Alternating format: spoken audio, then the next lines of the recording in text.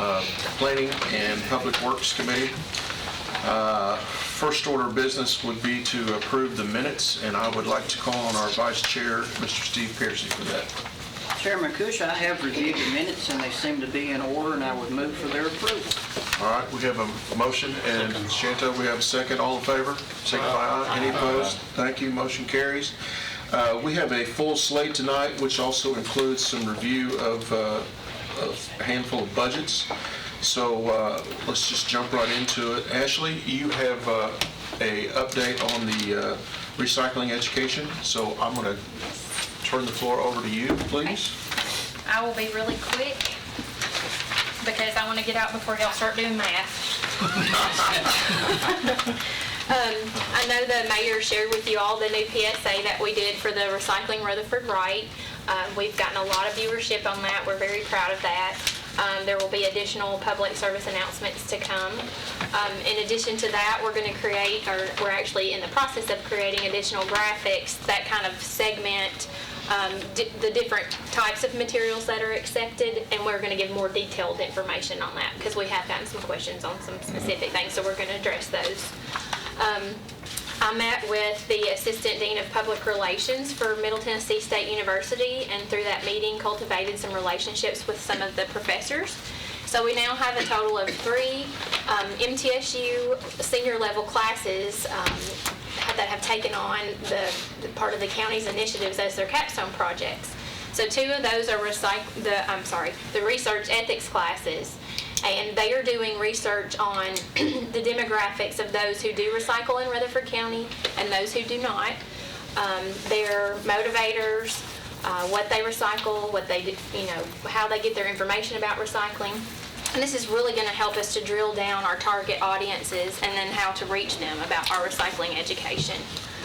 The MTSU campaigns class, their capstone project, they have kind of taken the county on as a client, and they have been tasked with coming up with some new innovative ways for us to, like a campaign pitch basically, they're going to be doing for us for the recycling initiative. So Mike and myself are going to go in May, let them pitch to us, and then we're going to, hire one of them. Not really, but out of that, we do have some opportunities to maybe bring some of the students on as interns, but that's something that we're kind of researching right now. Earth Day's coming up. We will have a booth there. We would like to invite you all. It's Saturday, April the 25th, from 10 a.m. to 2 p.m. So since we're going to have a booth there with various giveaways pertaining to recycling education, if you'd like to come be a part of the booth for an hour or 30 minutes, or just stop by and get you a giveaway item that you can display in your office, we'd be proud for you to be there. I did go to Rockville Elementary to their faculty meeting to talk about single stream recycling, and that was very well received. So I thank Principal Nichols for allowing me to go there. I have met with all of the elementary school principals to kind of pick their brains about how they want the recycling education brought into their schools. Is it, doing a train-the-trainer type thing? Is it actually going into the classrooms? What do they prefer? Still waiting to meet with the high school and middle school principals, but have had dialogue with them. Something that kind of came out of my meetings with some of the MTSU students, the thought occurred to me, if we're wanting to get input from people in our community who actually are passionate about recycling within the community, maybe creating a community advisory board on recycling. There would be a governing body, so it may have individuals, like I've talked to Becky Caldwell about it, Linda Hardiman from MTSU, and then maybe have a commissioner to chair that committee. But they would essentially recruit ambassadors from the community who are already very passionate about recycling and who do it already and they do it well, to go out into the areas of the community that aren't necessarily recycling. And this is all part of that research project too with MTSU. Once we have their research, we can kind of maybe have a little bit more dialogue about this community advisory board.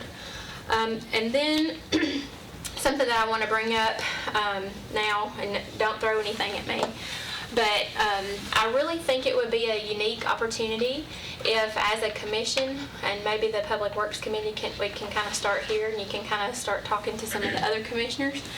about having a commissioner cleanup day, possibly adopting a stretch of a highway and actually going and being the boots on the ground that go use the pickers and wear the vest and pick up the trash off the side of the highway. I think it's a great opportunity for us to get out there in the community and show them that we actually care about making it a cleaner community.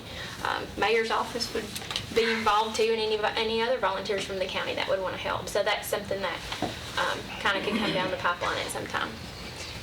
Do I have any questions? I have one question on your Community Advisory Board suggestion on recycling. Yes, sir. I think that's a fantastic idea, and am all about getting the community involved in both the recycling aspect and our whole solid waste issue.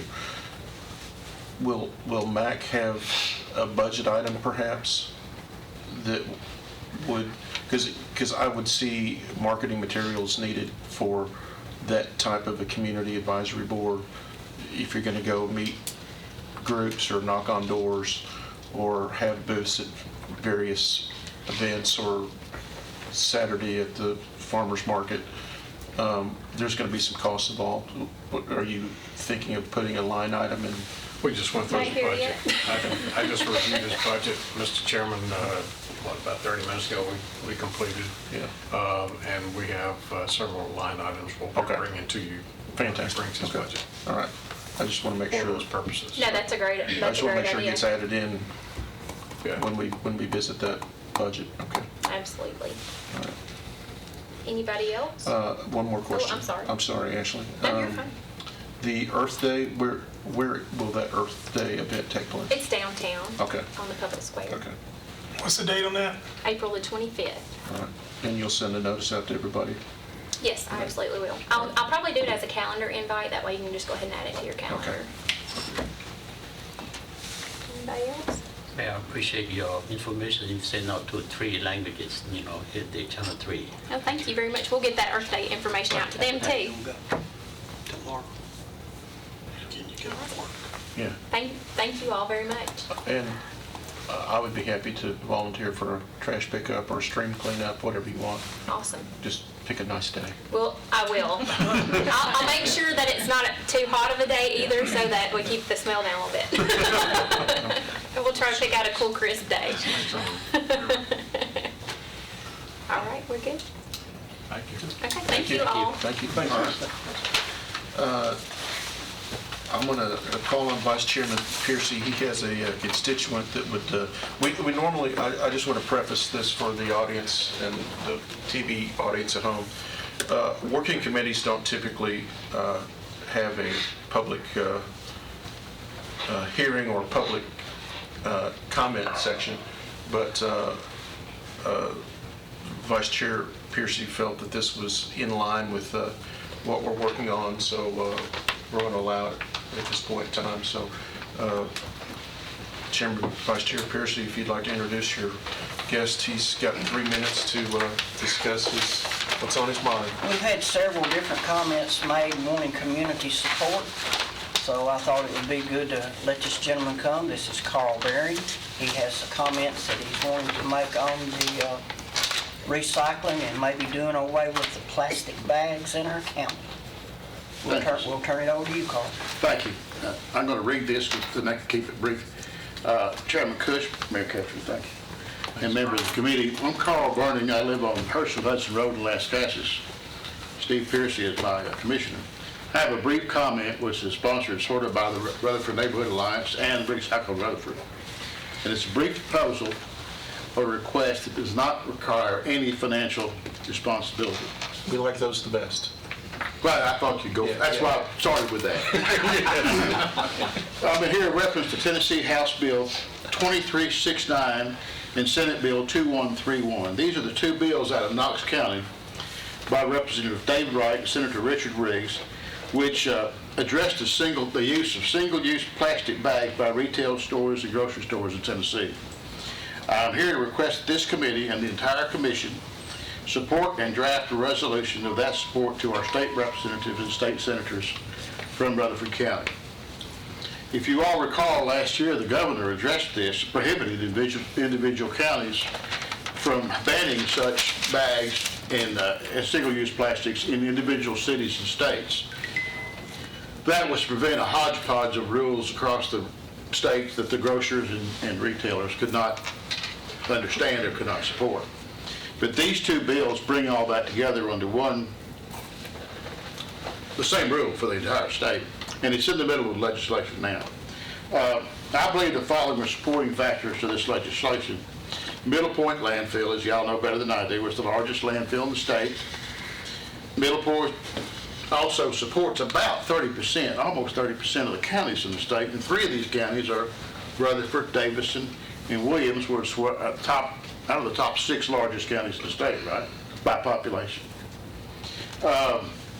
In 2017, the Tennessee River was tested and found to contain 18,000 microplastic particles per cubic meter of water. Some 48% of those particles were polyethylene, which is in plastic bags. Microplastics are thought to last for hundreds of years. As fish in our rivers consume these microplastics, they make their way into our food chain and we consume them. This proposed resolution has been supported by Kroger and Publix, and Kroger, of course, is the largest grocer in the United States, and they have both helped in the drafting of this legislation.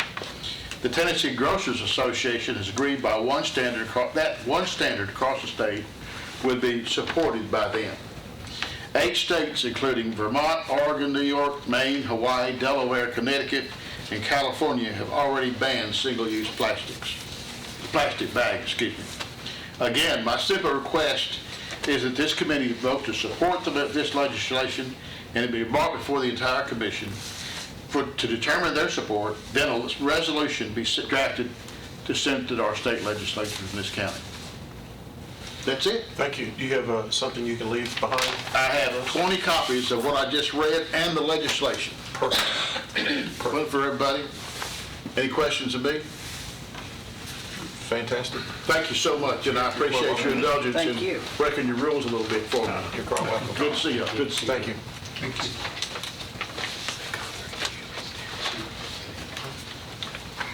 You can go through here. Yeah. You can go direct that one. Okay. All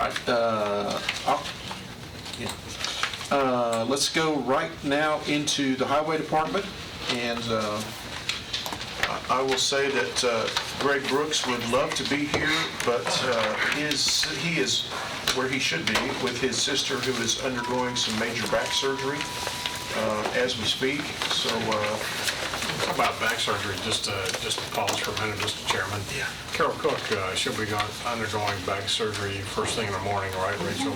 Is it 12? 12 o'clock tomorrow. The rod that she had placed in her back is dislodged or come loose or broken or whatever. So they're having to go in and reattach that rod that she had put in. So, well, just keep her in your thoughts and prayers. yeah, prayers to both. She won't be there tomorrow or Thursday night. Right. Obviously. So, we have 2 very strong backups. And the floor is yours. All right, the first item we would like to do is the drainage easement. It's Wickham Place, Lot 12, which is 816 Grisham Lane. It's a drainage easement that it was approved last Monday week at the road board. We will be installing a drainage pipe under a lady's driveway. This is actually a public works drainage easement. As you will see, it is off the road right away. It is in the area of Grisham Lane that is closest to where it intersects at John R. Rice Boulevard. We have done work out there last year that Derek can speak to if you need to, of draining. There was issues from where the Honda storage lot was, caused some drainage issues, so we addressed that. There was still something that we needed to come back do on the property owner's driveway. So this is to install a culvert under her driveway to keep the water flowing to where it's supposed to be. Any questions? We need a motion. We do. This is in my district, and the county's been very generous to support some drainage improvements on a commercial project that failed to fully analyze some drainage issues, and I support this. I'll make a motion to approve. Second. Have a second. All those in favor? Aye. All right, motion carries. Thanks, y'all. All right, and the next item we've got, which actually you were kind of giving a little heads up, is the Plainview Road school site. I believe the Board of Education refers to it as 10 Oaks school site. This resolution is, as you know, we moved the money and we've started the engineering. We are now working on property acquisitions. And in doing this, we were assuming, since it was the highway department money, that once our road board passed off on it, allowing Mr. Brooks to go ahead with this entire project of the road improvements out there, the Plainview roadside. When it come down to it, the county attorney, when Nick got a hold of it, he's like, well, wait a minute, let's see if we can't get the full commission behind this too, because typically in Rutherford County, on any land acquisition, the mayor signs off on it. And we just assumed the last project this happened was at Halls Hill Pike, but it was county general money overseen by planning and engineering, which had no effect on the highway department. So honestly, we didn't even think anything about it because that was not our money. And so doing this, we assumed it was our money. Once our road board told Mr. Brooks that he could, we're doing this and we get ready to start these acquisitions, they're like, let's talk to the mayor. And so basically what this resolution is, I won't read it all unless you just need to, but basically it's giving the road superintendent the right to acquire any purchasing of the contracts and closing documents and everything. You have the map on any of the green lined areas is what we're dealing with, is what Mr. Brooks has always said, this is phase one of our road improvements.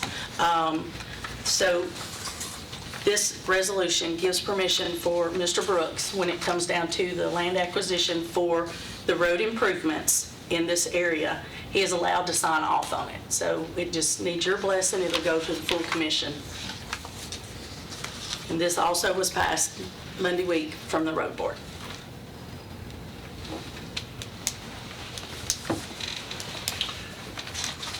Questions? No, but I will make the statement. I mean, our road superintendent's going above and beyond here by using his funds to build these roads for us that we're going to have to improve. And I think it behooves us to support him in this, and I'll make a motion to forward this to the budget and then to the full commission. Second. With approval. I have a question. Have we totally agreed and signed off on the fact that these funds are coming out of his road budget? Was that? The money has already, this land acquisition was part of the $3 million that you approved back in August or September when we moved that $3 million from funding and balance. And, excuse me, the right-of-way acquisition lays in our capital outlay budget, $68,723. We had appropriated $500,000 of that $3 million. So, yes, sir. Okay. Well, I guess the number that sticks in my head is the estimate that Superintendent Brooks had as an end number was roughly in the $7 million range. So that's the number that I'm concerned about. And I don't know if we had, I vaguely remember that we were unsure where that money was coming from, and which was part of why that special infrastructure committee formed, was to try and find ways to raise money. And I know Commissioner Allen even mentioned one time, why don't we just, when we bid the school, why don't we just tag the site or the infrastructure improvement onto the total bill and then reimburse Greg's fund? So I'm not sure if we landed or where we landed on that. If the highway department is going to take the full brunt of the 7 million or whatever the final number is, I just don't recall. One we agreed on. thing I'll mention, I'd advise us to be very careful about adding on to the school costs, because in some instances, we end up having to share the cost, and we don't want to share that. Yeah. So that's the only caution I throw out there. Well, in doing the whole phase one of these road improvements, Greg raised his hand for that. And of the 7 million, which is a good guesstimate, we've not even touched hardly this 3 million that we had transferred in. Of the 7 million, you're talking about engineering and some of the right of way. Of the 100, it's right at 100 parcels that will be affected, but not all of the 100 has right of way acquisitions on them. Right. And so it's not like we've got 100 parcels that we're going to have to be paying money out to.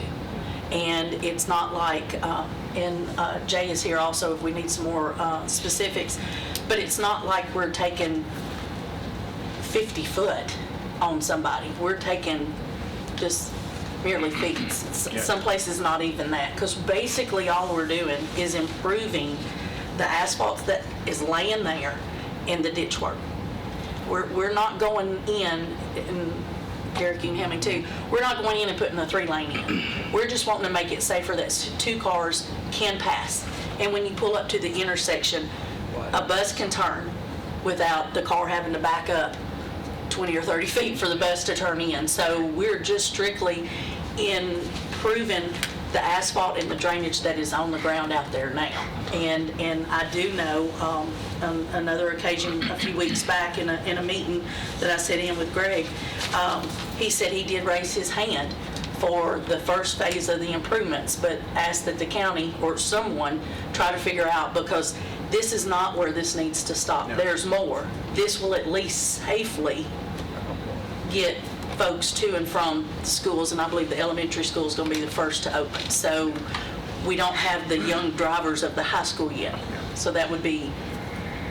So I'm not trying to put words in your mouth, but what I'm hearing is this is a Band-Aid to those roads to get them to where 2 school buses might pass. But this is a far cry from what we would consider a real roadway improvement to get it up to what we would consider a county standard or certainly a city standard. Well, it would be to a good county standard in that you would have, I'm not very good on remember lane travels, 10 or 12 feet. I'm not 10, 12 foot lane travels. Okay. Basically, I'm thinking, and Mike and Jay help me, phase 2 takes it out a little further. You know, we're getting everything close. The roads that are being improved. Right.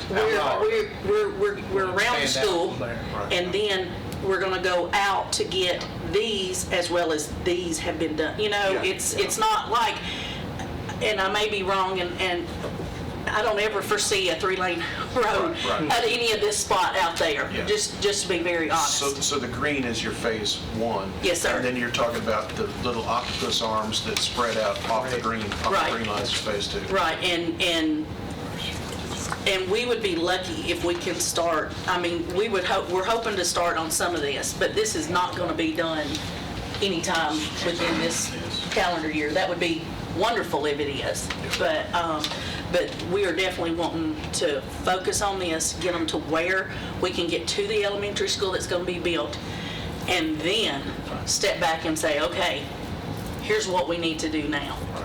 But I do know that Mr. Brooks had raised his hand back when we brought the 3 million as to, you know, we want to do phase 1 just because it's the right thing to do. You know, it's for safety of Rutherford County and the motoring public. Well, that's part of the standard improvements he'd be doing on those roads anyway. It's just we forced his hand when we bought that school property over there. So, we're basically speeding up what he had planned to do over a period of time.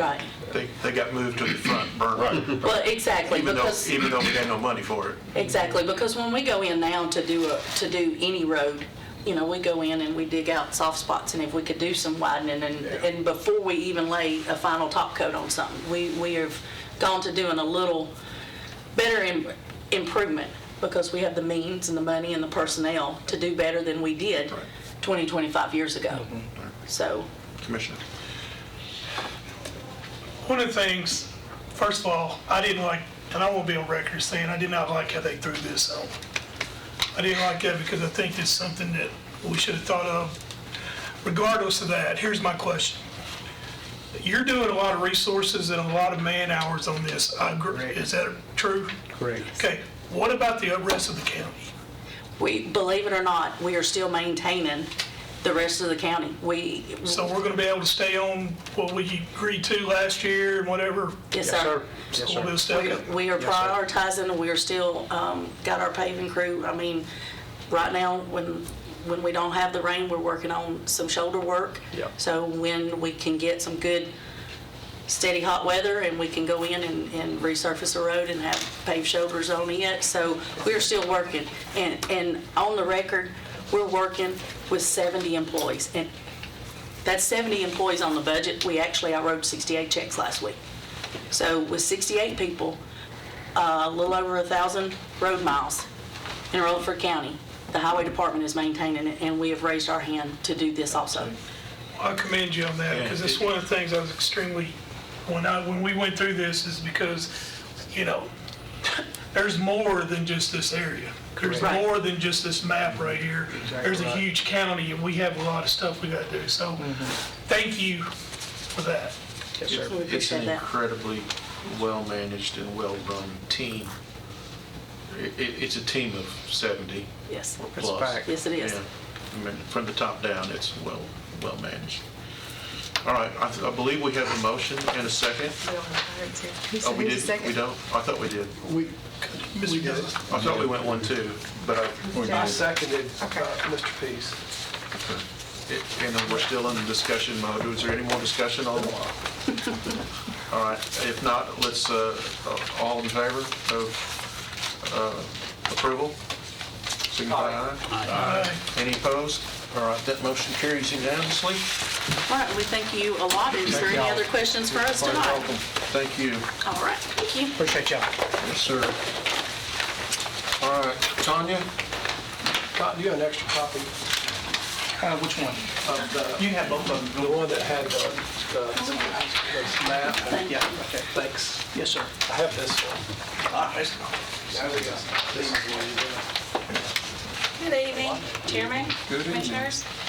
I'm going to pass this out while I'm going through my monthly. You can just grab one and pass it around. Great. I've got a couple of things tonight, but I'll start with our monthly report. Building codes issued 247 permits in the month of February. 71 of those were single-family dwelling for a total revenue of $101,490. We performed 1,643 inspections and a little over 8,000 miles driven.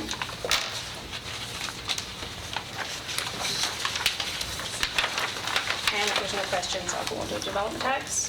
Development tax, we collected 200. Hold on. Slow down. It takes a minute to jump from report to report. Okay, go ahead. All right. We collected a total of $292,500.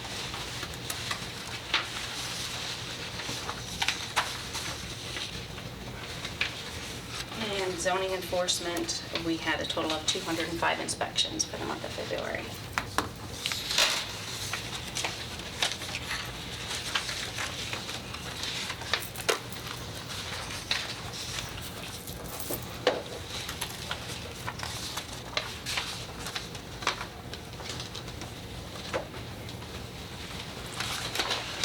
Tanya, if this is going to be the real crystal ball question, and I ask the same question to Doug from time to time.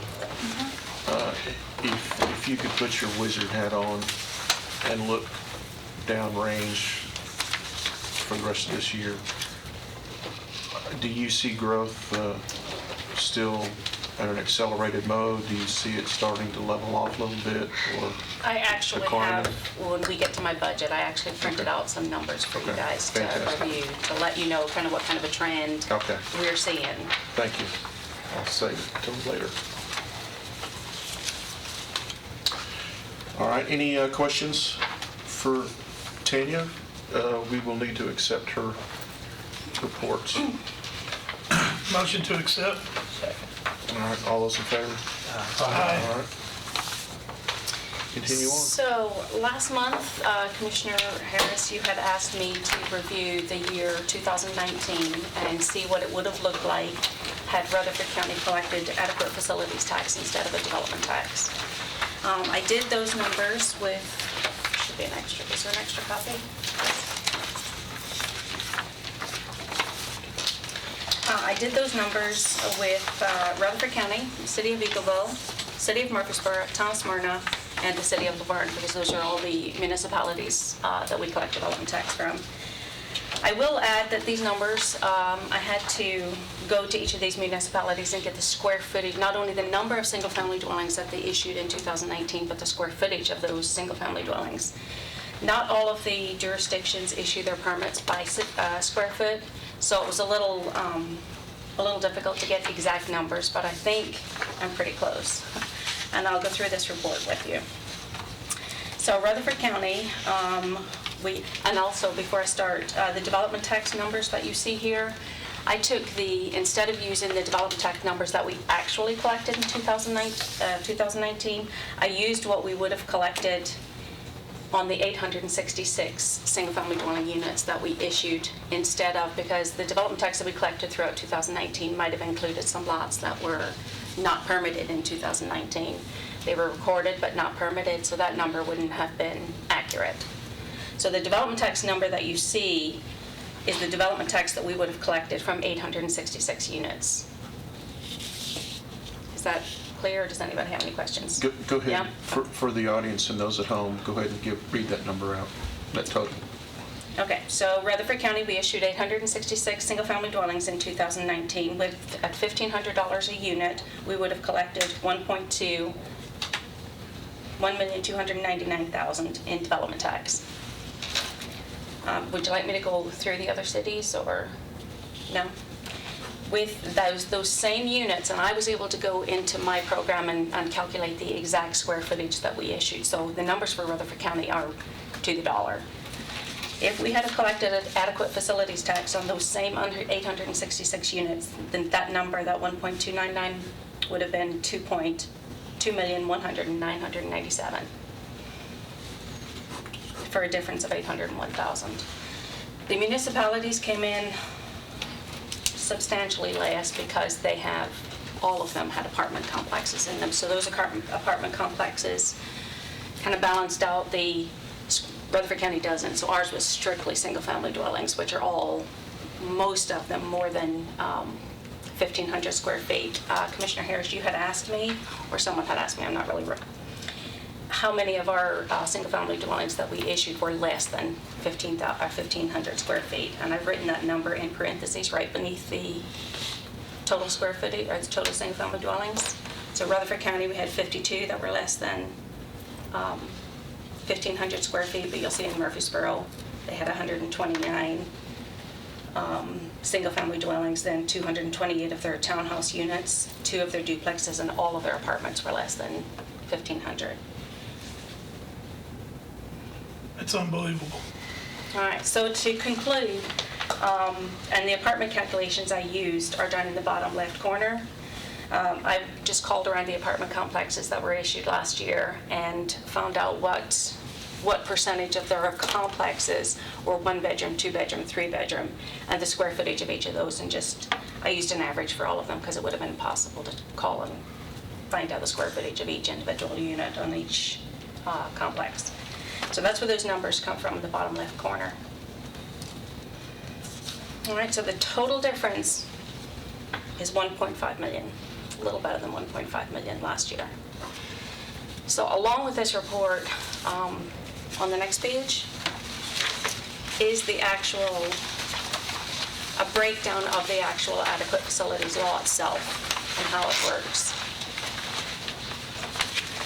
It is, and I don't know if you want me to go through this or if it's something you want me to leave with you and, No, it's okay. Sure, go ahead. okay? So the TCA, it's 67-4-2908, allows $1 per square foot to be levied on floor area of residential development. It may be increased at an amount not to exceed 10% every 4 years. That's excluding porches and garages. It does. That's my next comment. So the law defines, this specific law defines floor area as the total gross horizontal area of all floors, including basement, cellars, or attics that is heated or air conditioning. So this does not include unfinished expandable area, garages, sunrooms, porches, decks, or any of those square footage areas. At permit issuance, the permit applicant will assign an affidavit stating he or she recognizes the tax liability for the proposed conditioned square footage on the permit. At the completion of construction, the square footage will have to be verified to ensure that it corresponds to the initial proposed square footage. And then at that point, an invoice or a bill would be furnished to that builder reflecting the exact square footage. The tax will then become due 30 days after the first transfer. It does not become due after the certificate of occupancy is issued. It comes due 30 days after the first transfer of the house, or 1 year, whichever's first. If the house is still under construction after 1 year, the permit holder may request an extension for an additional year, and that extension shall not be denied if it is determined by the building official that it is in fact still under construction.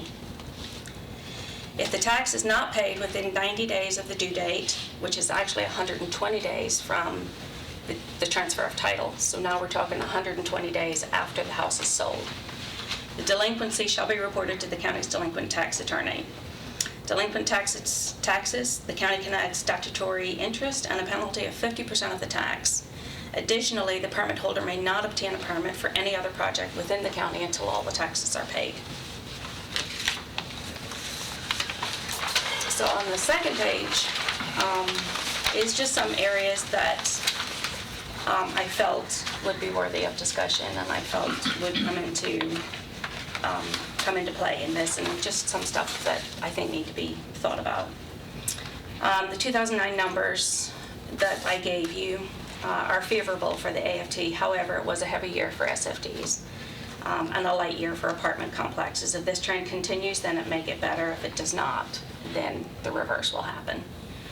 The total adequate facilities tax falls squarely on the builder. Where at the county, currently the development tax is split between the developer and the builder. The developer pays half of it when the plat is recorded, and the builder pays the other half when they get the permit. The adequate facilities tax is paid 100% by the builder. When a start date is established, you should expect a large amount of building permits to be issued prior to that date. It has been our experience that when there is an increase in any fees being initiated, the applicants will come in and obtain multiple permits. The tax due on the permits obtained after the start date will likely not come due for at least 6 to 9 months, depending on the size of the house. So it won't come due until, at best, 30 days after transfer, and at worst, 120 days after transfer. This will mean that there would almost certainly be a long period of time with little to no revenue being generated. After the start date, there will likely be lots wherein the first $750 of the current development tax has already been paid when the plat was recorded before the start date. So if that permit is not pulled until after the adequate facilities is in effect, then what happens to that first $750 that's already been paid? We need to consider, do they lose it? Do they get it refunded? Does it get subtracted from the AFT when it comes due? The square footage will have to be calculated and confirmed at the final inspection in the county as well as each of the municipalities, and this will certainly add time to the final inspection that we all do, both in the county and all the jurisdictions. And then the rest of it's the addition of the conditioned area at a later date. We kind of need to think about if somebody was to finish out their unfinished expandable, or add an addition or finished out a garage to be conditioned. do we collect tax on that too? And I can assure you that if we do, we will probably see, I imagine it would discourage people from coming to get permits if they knew that a tax was due when they come in to get the permit. So I would imagine we'll see a lot of unfinished expandables being finished without permits, garages being finished without permits, additions being done without permits. And then if we catch it an owner or two later, then who pays the tax? Is it due? Or do we go after the who finished it out? Or anyway, that is just some things to think about.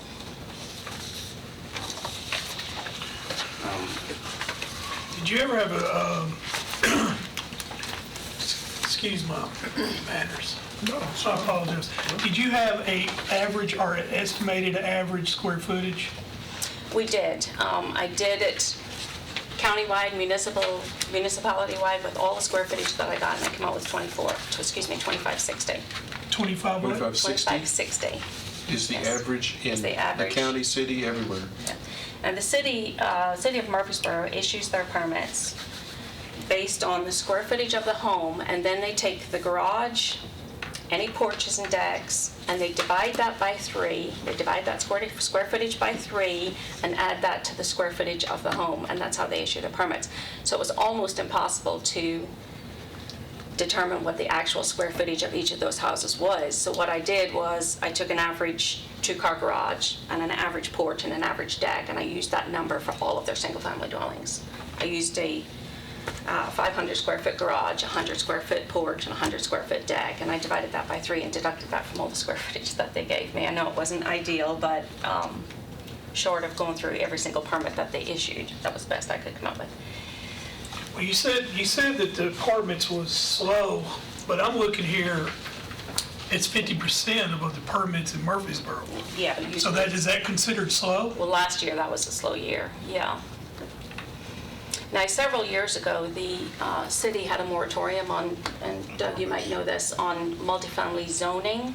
So it kind of slowed down the permits. New multifamily, if it was Right. already there, then they could do it if they had a moratorium on anybody asking for a new multifamily, so to change something. That has now been lifted, hasn't it? Or is it still in place? I'm not sure, honestly. So I'm not sure if that's why we've seen a slow year this year, or if that'll, Well, I mean, if that's slow, I hate to see, I mean, that's a lot of units.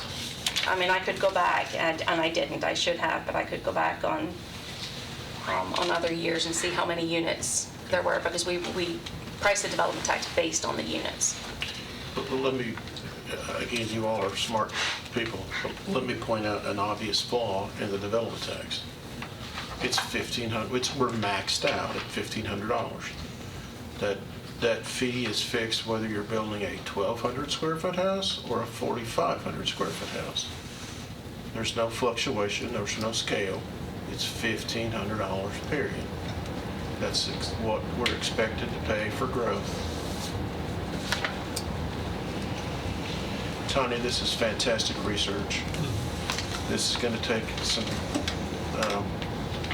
ciphering and some soaking in of the brain cells to come up with a plan. I can tell you past administrations have not been a fan of of changing the way we're doing it because of the fact that the money is way down the road and there's no upfront money. And there's also a collection process that needs to happen. I mean, Yeah. somebody needs to be responsible for going after it, The thing that I'm collecting it, concerned with, calling, and sorry. The thing I'm concerned with is at the bottom first page left where it's apartment calculations. We lose money on every single one, yes. every single one. And so that's what I was saying, if apartments pick back up again in any of those municipalities, Numbers change. those numbers quickly. fluctuate and could be in a big way, possibly not. All right, it's a good thing to take under advisement. And Phil and I that are on the SIC committee, it's all very good information. Any questions for Tanya on that before she gets into her budget?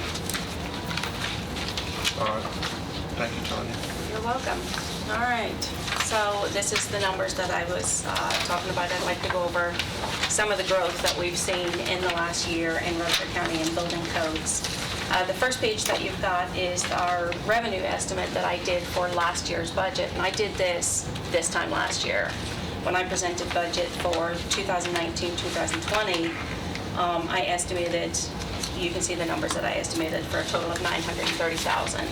As of today, we have blown that out of the water, and we've still got 3.5 months left. As of today, our revenue is just slightly over $1 million. Can I ask a question? Because math is not my strong suit. What you just passed down, these, does that replace what you sent out a couple days ago? No, that's the coming same? too. This is just numbers to support. Okay. That's my budget. So put this aside for a second? Right. Okay. Yeah, this is just trying to let you know how we've been doing and what kind of growth we've seen. Okay. So this is our current revenue is what we've currently collected to date. The next 2 pages is our permit activity summary report. And I pulled this permit, or this report, from July 1st. I did this fiscal year. So July 1st of last year to February 28th last week. And I did the same report from the previous year so that I could see where we were this fiscal year, this budget year, compared to last budget year at the same time. And you can see from last year to this year, on the second page, I've written the percentages that were up. The total single-family dwellings is up 36%, total permits is up 30%, and our total revenue is up 31% from the same time last year.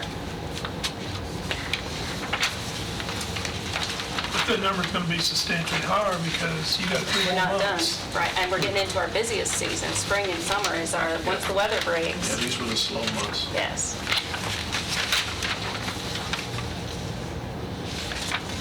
So the last page, the legal page, is just a bar graph of single-family dwelling permits that have been issued since building codes was established in 1987. I did put just some items I thought were worth mentioning. That in 2008, in 2005, when we had our highest, 1,065, we did a footing, a framing, and a final. That was all our building inspectors did. We did 3 inspections plus re-inspections per house back in 2005. In 2007, 2008, we added stormwater and drainage to our permits, our inspections. And in 2014, we added insulation inspections, which added an additional 2 inspections to our roster. So we currently do about 6 to 9 inspections on each single-family dwelling, depending on how many re-inspections there is for each inspection. Not to mention that the square footage of each home has increased in the last 15 years between 4 and 6,000 square, between 4 and 600 square feet. So let me get this. So the houses are bigger Let me get this straight. You average 6 to 9 touches per house. 6 if it's good and there's hardly any re-inspections, and we just go and But there's a lot of re-inspections. there's a lot of re-inspections. Yes. So they have to call first, right? And say, hey, we're ready. And then how many days does that take for your available? If they call us before 9 o'clock in the morning, we can usually get there that same day. The worst case scenario would be the next business day. We can usually get it within 24 hours. If I ask a builder that, would he say the same thing? I believe so. Yes. I hope so. You ask I the don't builder speak to- for electric, no, because the electrical inspection, what? I was gonna say, if you ask the builder to be there the next day, hold your breath. That's true. Now, the electrical inspections are a different story, but they're state contracted employees, inspectors, and I have no authority over, they have 72 hours to do their inspections, and they are, I hate to ask you this, but if you don't mind, can you tell me the inspections? yes. We have a foundation inspection, a footing inspection. We have, and that, if it's a slab, there's actually 2 inspections there because we do a plumbing below the grade before we actually do a foundation inspection. So if it's a slab, it's 2 inspections at the foundation stage. If it's a footing, it's just 1. And Okay, we go do- ahead. we do a framing, then we do an insulation inspection, then we do a temporary inspection. That's electric? That is, typically they're looking for an electric release, but we go to see if to make sure there's no life safety issues or anything with the house before we release electric on it. And a final inspection. And any amount of them in between. Sometimes they'll just call and say, hey, can you come look at this? Or they're in the middle of something. So how many was that, 5? 5.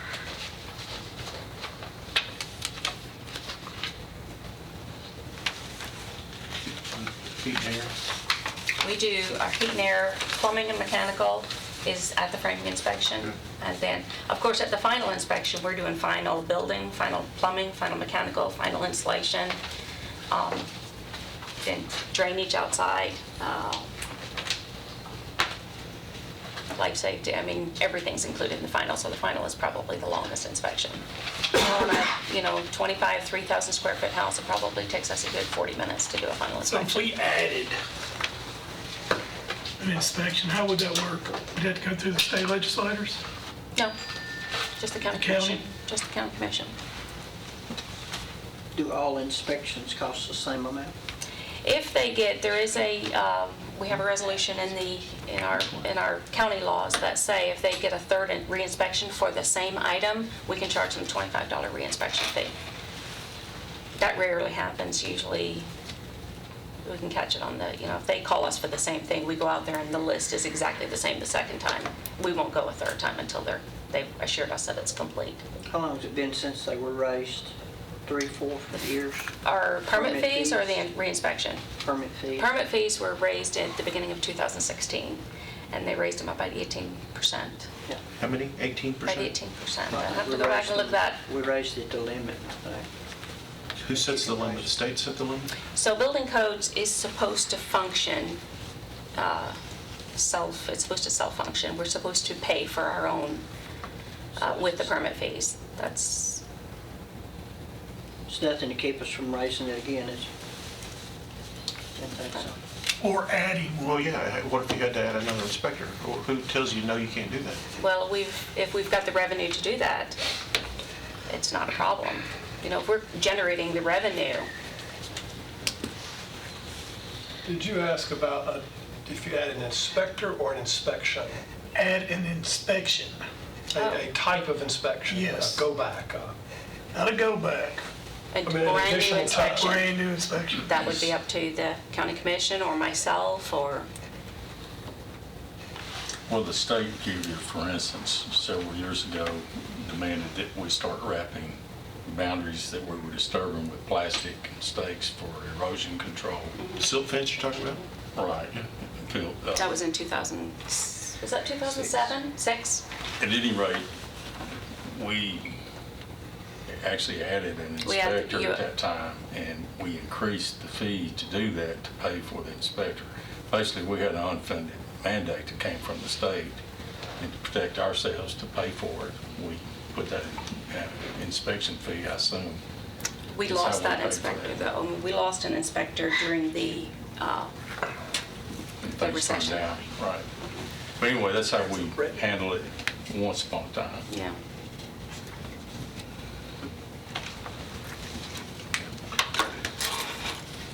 I just want to say you're very impressed. Thank you. They do a great job. Our department they go at it every day. They walk out of that door every morning at 9 o'clock with a handful of inspections, and they get it done. I get made fun of because I'm a numbers guy, but this is everything I need. Well, good, because now we're going to go over my budget. So you got it all? I got that too, we're good. All right. Wait just a minute. Yes. Going back to the $1 a square foot, you mentioned that all the money fell on the builder and none on the developer. Why was that? That's the adequate facility. That's the way the law reads. The law reads that the adequate facilities tax is to be paid by the builder Front. on the back end.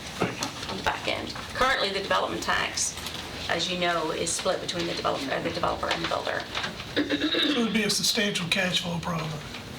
It would for quite a while, yes. And And the way the tax is written now, the $1 is the max but you can increase it, what? Every 4 years by 10% every 4 10%. years. Who writes this crap? I mean, really? The Home Builders Association lobby and Realtors lobby, that's who wrote it. We need to get the mayor to help us write it. Am I wrong? Yeah. Are you right? Okay. We need to call in some favors. All right, Tanya, now for the good part. I know, right? Let's talk about your budget. Let's talk about my budget. Okay, my budget is, everything is exactly the same with the exception of personnel. I am going to need more personnel this year. There is absolutely no doubt about it. Behind your, and I'm not sure that this sheet made it to your iPads, but I did bring some extras. There's an explanation for my budget. Did that make it to your iPads? Yes. It did? Okay. So I would like to do some moving around in my office. A couple of years ago, I asked for a plans examiner, and it was cut out of the budget that year. I had gotten, I can't remember what else I got, but the plans examiner was cut out. So I do the plans reviews in our office we do plans reviews on all commercial projects, all single-family dwellings, 5,000 square feet and larger, anything with a basement, and townhouse units. And townhouse units, we haven't had any to date, but I think we have two in the pipeline, don't we? We have a couple of. So what I would like to do is add some plans review duties to one of my senior permit techs, who I think is very capable of getting that certification and helping me out with those. In addition to that, I have 2 part-time employees that you guys allowed me to hire to help out with electrical. I would like to make one of those full-time. And stay in the same role, or Stay in the same role. add more? Well, I currently have 2 permit techs. One of them I would add additional duties to do plans reviews and stuff and help me out. And the other one, the part-time, I would make full-time to replace her full-time position at the front desk. We need 2 permit techs at the front desk just because lunches and just because we're so busy and taking time off, and just there's always somebody up front. So you're asking for 3 people? Well, so within the department, we've already got those people. I would just like to add additional duties to one of the permit techs and then make one of the part-times full-time. And leave the other one part-time for seasonal electrical. We're still doing electrical and seasonal help. And also, on top of that, Do y'all sub out the electrical inspection? we do not. The state still does the electrical inspections. We issue the permits. Now, we are an issue agent, so we issue the permits, and for each permit that we issue, we get $5. We generate $5 revenue off of it, which I was able to hire the 2 part-time positions to help issue the electrical permits. Okay. So, building inspectors. I have 6 building inspectors currently. One of them that does full-time commercial, and the other 5 are residential. One of those residential does strictly accessory structures and swimming pools. 2 of my building inspectors are knocking on the door of retirement, and I mean imminent retirement. They've been talking about it for a couple of years now, so. And I had actually one of my other building inspectors hand his notice in yesterday. He is going to join his wife in her real estate business full-time. So he said he would give me all the time I need to hire someone else. So he's not out the door yet, but he said he would be within the next month or so. So 6 is going to 5, and then 5 is going to go through retirement to 2 of those. 3. 2 of those are going to retirement. Yeah. So I have asked for 2 new building inspectors this year with the just with the understanding that when the 2 building inspectors that are close to retirement, when they do retire, and I can then look at the department and look at the budget and possibly not replace them at that point. But hiring two right now would give me the opportunity to get two building inspectors on board, get them trained. It takes probably 6 to 8 months to get somebody trained to go out into the field by themselves, if they're not already certified, which we haven't been that lucky so far, so I don't anticipate that changing. Do your retirees have a committed date? They, Like this 6 to 9 months, and what if they choose to stay on 18 months? And that's very possible. and That's we're very doubling up possible. For a period of time? Or? That's very possible, and I'm not sure that I'm, should get into much more detail about that, but Yeah, but that answers my question. it could be a week and it could be a year. Yeah. You're right, absolutely. They haven't given a definite date. Okay. Well, it sounds like they're trying to work with you too. Yes, Sounds like yeah, it, so. they are, and $200,000 increase, 217 or something. it is. Right. But I mean, I'm seeing it right. right, yep. With this, the current of 1,010,436, what do you think that'll wind up being? I anticipate that our revenue will more than cover any additions that I'm asking for. I would think so. And as it's, Commissioner Kush, you'd asked what I thought the trend would be. I expect we'll see it trend a little bit more this year, and you can maybe correct me if I'm wrong, Doug. I don't anticipate that it'll sustain over the next couple of years. So that's why I was thinking when these two inspectors do announce their retirement, I just probably would not replace them. Yeah. I don't think I would need to at that point.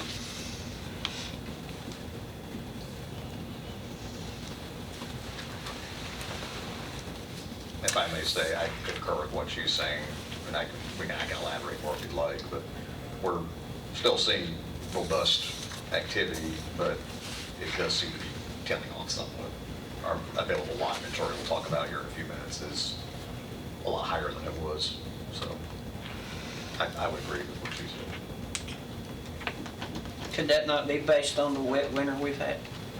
I mean, that does play, Like that does play a role, yes. So we'll see as the year progresses, but I mean, looking at my numbers, I know like my zoning studies, as far as rezoning applications and things, those are down. Development tax should come in pretty close, maybe a little higher, but like lot fees and things is probably a little low as well. It all factors in, like you said, but generally speaking, it seems to be lower. Tanya, I have a question on other contracted services, $27,000 Oh, yes. for I hadn't three gotten to properties. that. Is that those FEMA houses? That is not those FEMA houses. That's going to fall into, I was going to add that nothing else in my budget has changed apart from the administrative or the clerical, the staffing changes, and this one, the other contracted services. Other contracted services is a line item in the budget that allows for us to place liens and stuff on houses. It also allows for us to demo houses or go in and secure burnouts or dilapidated houses. And that line item was reduced 10 years ago, I think, at least 10, 12 years ago. The last administration decided that our maintenance department could go out and do grass cuttings and stuff, which they do, and they do well, and that all works well. We invoice them, we lien, we do all that good stuff. However, we do have at least 5 properties in the county that are a zoning case, have been a zoning case for about 8 to 10 years, that are dilapidated mobile homes, dilapidated homes, houses that just sit there that we don't have the funds to do anything with, and we can't get the homeowner to do anything. We have one where the homeowner is almost 100 years old, and every time I send her a letter and every time she comes in, she tells me she's going to fix these mobile homes up, and she's just not to tear them down, that she's going to fix them up, and it's sad, but anyway, I called around and got some bids for some demo. Obviously, they weren't able to give me concrete because they didn't know the property. They would have to look at it and all that good stuff. But all of them felt confident that I could get a mobile home demolished and cleared for $10,000. So I put 30 in here because I'm going to make an attempt to do a couple of these properties this year and see where I get with them, see what cost comes in, and hopefully we'll be able to recoup this money, because this money will go on as a lien on the property. So when it is sold, the county will recoup whatever it costs us to demolish it. I called her last week and pointed out there were Yes. 4 that I know of that were burned and probably a hazard that I've been getting complaints about in my community that probably need to be torn down. So there's 4 she hadn't even mentioned. And a lot of times when we do get calls like those, we can reach out to the homeowner and they, half the time do secure it for us. They do go out there and help us secure it. But burnouts too, especially, we have to give them 1 year. We have to give them 12 months to resolve with their insurance companies and stuff, so we can't do anything for 12 months. So if you tear it down and then somebody wants to buy the lot, they gotta pay you the 10 grand They back? gotta pay the county. We would place a lien on it, correct? Can you get in a first position on that, or? if it's That, I a- would have to speak with Nick about that, but I would think if there's no other liens on the If there's a property, mortgage, you're probably second. if it's, the properties we're looking at, I can't imagine there's mortgages on them, because they've been dilapidated for 10 years or better. Who knows what kind of debt one might, Exactly, well, that's true, that's true. they could be encumbered is what I mean. True. But at least we have a position, that's encouraging. All right. Any questions, comments on the budget proposal? Yeah, I was just going to say, kind of remind us, this is a worksheet, it's a first draft. You've looked at it, Bill? I have. And Lisa, and We have. where does it go from here? I'll come back to you with the mayor's recommendation. I wanted, as I've stated in several committees, I want each committee that you serve on to go through what she has presented here tonight, and what I'm asking everyone that I've already taken a first look at is to present, I ask every department head to give me their needs and then their wants. This is your wants budget. Okay, so based on when the funding board meets in early April at the state, we'll have a better idea of what kind of revenue sharing we'll be able to get from the state. We were at Capitol Hill today. They're getting a little nervous down there based on the stock market, based on earnings, et cetera, so they're not sure if they'll be able to keep their commitments as they did back in January, based on if sales tax revenues continue to slide, they may take more and put in rainy day fund just as a safety measure. That will dictate to what we do here, so at least we'll be working through this. And this wants budget, the only thing that she does an excellent job. The only thing that I'll point out to you is the 3 vehicles at the bottom of the Yes. page. They would be for new inspectors, and I For did, new inspectors, because of the positions she's requesting, I've located 2 vehicles in another department. They're not really being used, they're hybrids, and they're just sitting there. I sent our director over our asset protection. She went down and pulled the numbers, and each one of those hybrids have only had 1,200 miles put on the last 12 months. So there's 2 new vehicles that are just sitting there. We can just change the stripes on it. and we do have, I did tell Mayor Ketchum that if we were to cut anywhere, that I do have 2 high mileage old vehicles that I had when we replaced, for the last couple of years, we've been replacing a vehicle every year. So the newer inspectors, of course, wouldn't get out on their own for another 6-8 months anyway, so the vehicle wouldn't be needed. And when they did, they could go into the older ones, and then as the retirees retired, we could replace those older ones with the new ones that they've got. Probably within the next 30 days, we'll come back to you with the mayor's recommendation, and then we'll go through it thoroughly and then forward it on to Chairman Pease Committee. All right. So there's not a motion from us to I'll just take approve it the under budget? advisement, Okay. what I'm requesting of that. Good presentation. Thank you. Did you get copies of everything? Thanks, well, I got it, I think, on the computer somewhere. Thanks, Tanya. Anything else? You're welcome. Tanya, I thank- don't have anything else. Thank you, great job. Thank you, guys. Have a good evening. Keep up the good work. All right. I believe we have planning and engineering report next. So Doug and Michael. Good evening, everyone. Everyone's doing well today. Before we get into our budgets, we'll do our normal reports. They're going to be abbreviated today because there's just not as much to tell you. The available lot inventory through February of this year is on your iPads. You'll see on page 5, I guess that's page 5 of 8, I believe. Yes. You'll see the total available lots. Again, these are those lots that have been recorded on plats and are available for building permits now, is 1,022. That's up 24 from last month. We did have a couple of larger subdivisions that were recorded that had larger amounts of lots. Building activity, of course, we kind of counteracted some of that, but not quite all of it. So as you can see, compared to this time last year, we're up about, looks like 110 units compared to what we were at in February of 2019. So that just gives you, again, we were discussing just a moment ago when Tanya was up here, our available lot inventory over the last couple of years has kind of increased.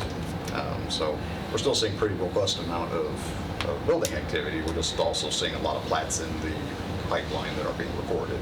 So there's a steady supply being added, but the building activity just isn't enough to counteract that. So that's why we're seeing kind of a small increase as we go along month by month.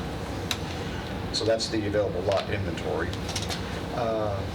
You do not have any rezoning applications for your consideration at this week's meeting.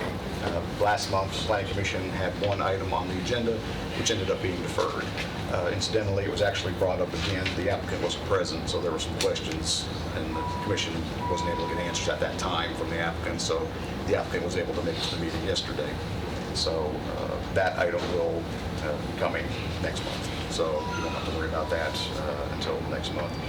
So although you won't get to see me on Thursday making the presentation, you'll get 4 public hearings next month. So just be aware, there's a few coming next month. So I'll be happy to answer any questions on the engineering and planning report that we have so far.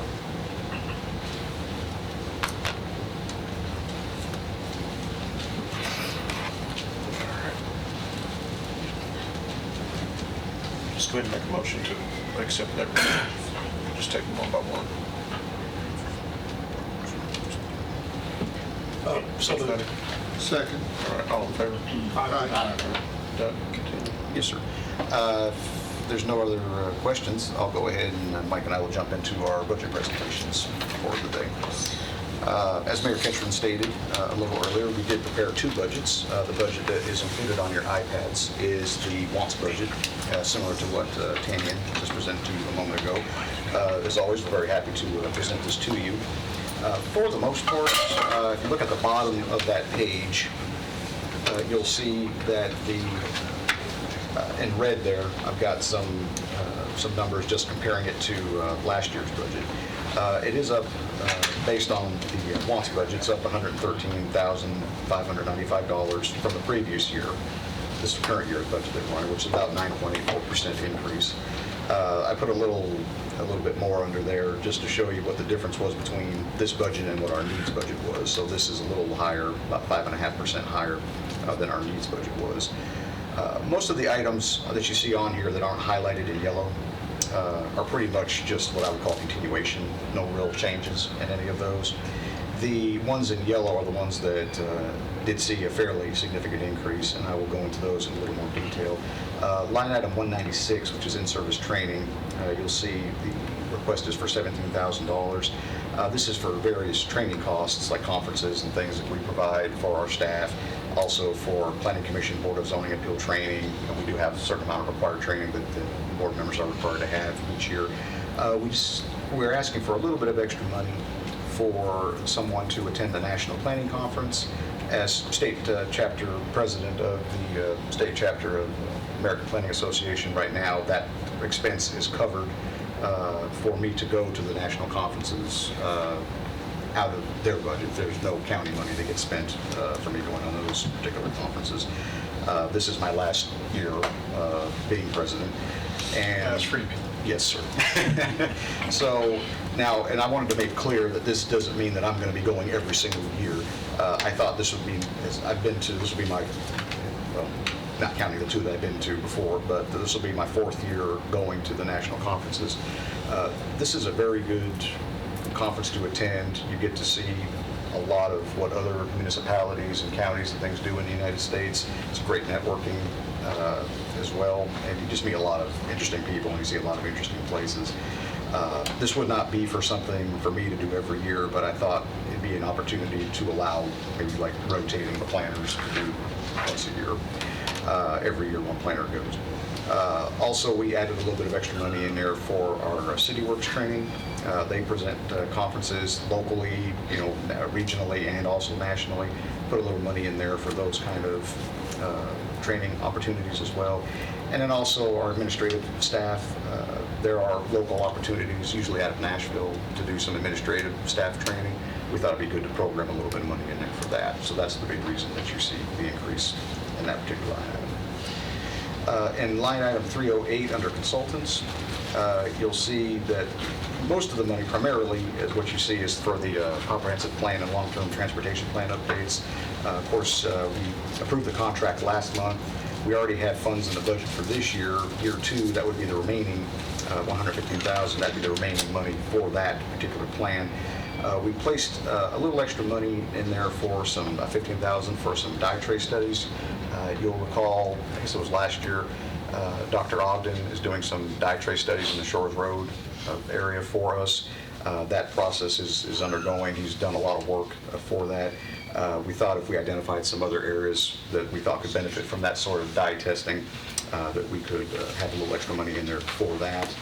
Also, you remember a few years ago, we did that large office space study with the various buildings in the downtown, different options. You'll recall the work that Gresham Smith and Gresham Design, I forget the name of it exactly, did. Of course, it looks like that we're going to be staying in our building, but we thought about maybe some extra money in the budget to maybe do more of a specific office space study for just the planning and engineering and building codes departments in our building. We added $50,000. I don't think it's going to cost that much. We didn't have an opportunity to really gauge how much that would be. That was the cost of what the office space study was. So that was just something, we, like building codes, are a growing department. And we have needs. The biggest problem we're going to run into is just not enough space. So we think that maybe like a study to look at better ways to utilize the space more efficiently, maybe some changes that could be made. That was just a thought that we had. So that's why you see the extra money in there for that. Under the next line item, that is dues and memberships. That went up. This didn't really go up a whole lot. Most of this money that you'll see in this line item are going to be for our various staff memberships, like for professional organizations, Mike with his engineering, myself with the American Planning Association. The vast majority of that is for the NPO membership through the GNRC. About $29,000 of that is going to be for that particular membership. What was NPO? NPO, Metropolitan Planning Organization. Yes, sir. The extra money that we added, $1,500, would allow us to get some group memberships for the American Planning Association, for our Planning Commission and Board of Zoning Appeal members. That would allow them to access a lot of the same information and things that we do as staff. And that's an option that APA offers. So we just thought that might be a nice touch. Maintenance agreements is the $5,700. The extra money, that was about $5,000. This didn't go up by a whole lot. This one and the last one, the $10,500, are kind of linked a little bit. Under general office supplies, which is the $10,500, we programmed a little extra money in there for a new folding machine for mail-out notices that we do in our office. Mayor Ketron, during our meeting, asked us to reach out to our IT director regarding that issue. I've reached out to him. We have yet to really work out any of the fine details about how other options that may be available. So the extra money, the $4,250 in that line item, would cover actually purchasing the machine, and the extra money in the maintenance agreements would be for the service agreement for that. So those two are kind of just linked, so can't really talk about one without the other. Other than that, those, like I said, those highlighted items are the ones that's changed significantly from our needs budget. Everything else that you see there was on there that doesn't highlighted in yellow and bolded was similar to our needs budget, and I would consider our needs budget really just a continuation budget. So I'll be happy to answer any questions, and Mike, if I've left anything out, just feel free to jump in. The office study, we were also looking for potential security upgrades. Yes. On that as well, efficiency and security. One of the things that I don't see here, and this is a Commissioner P question and Mayor, this program that we have, or you have, where we buy back houses that are in flood zones. Yes. Okay, I don't see anything on here about that. And what I want to know is, what is the county's exposure? Like, it's 33%, am I correct, is what we got to pay? It would be 12.5. 12.5%? Do we have a cap on that? There is a cap for, I don't know the exact number off the top of my head, but it's, I think the top of the end is like $450,000. So that we'll have $450,000 be our maximum. Are you talking about what we applied for this Yes. go round? What I'm trying Oh, okay. Yeah, because I'm trying to get an understanding, where's that money coming from? When you buy back these houses and you're part of the county's part of this, where's that money coming from? The general fund. Okay. That goes on assigned fund balance. Unassigned fund. Yes, sir. Cool. And we don't have any idea what the maximum exposure, Oh, for the recent. is it 3 million, 4 million? Oh, no, I mean, it's, I think, I don't have the number in front of me. I hesitate to quote me on that, but I'm thinking it's, gosh, I'd have to come back to you. I don't even give you a wrong number. is it more than $1 million? Yes, sir. Well, the grant was more than $1 million, Yes. but we're only, It was only 300 and, our exposure is 12% of the grant, yes. which our exposure is not $1 million. But that depends on who participates as well. Well, it's the grant- FEMA picks up 75%, the state picks up 12.5%, and then the county would pick up 12%. I meant the homeowner. It depends on how many of those participate. But FEMA has a cap of how much they're going to do per year, Yes. or per cycle, whatever they do. Yes. So, and it's, some of them most likely will not get approved to be a buyback grant. So, we had 7 that are in this cycle that we're only going to see, and the FEMA is requiring losses from 3 flooding events and documentation of losses through those 3 flooding events. So some of them have been threatened but don't have 3 losses. They might have 1 loss from the 2010 event, but several of them, won't make it to the final buyout.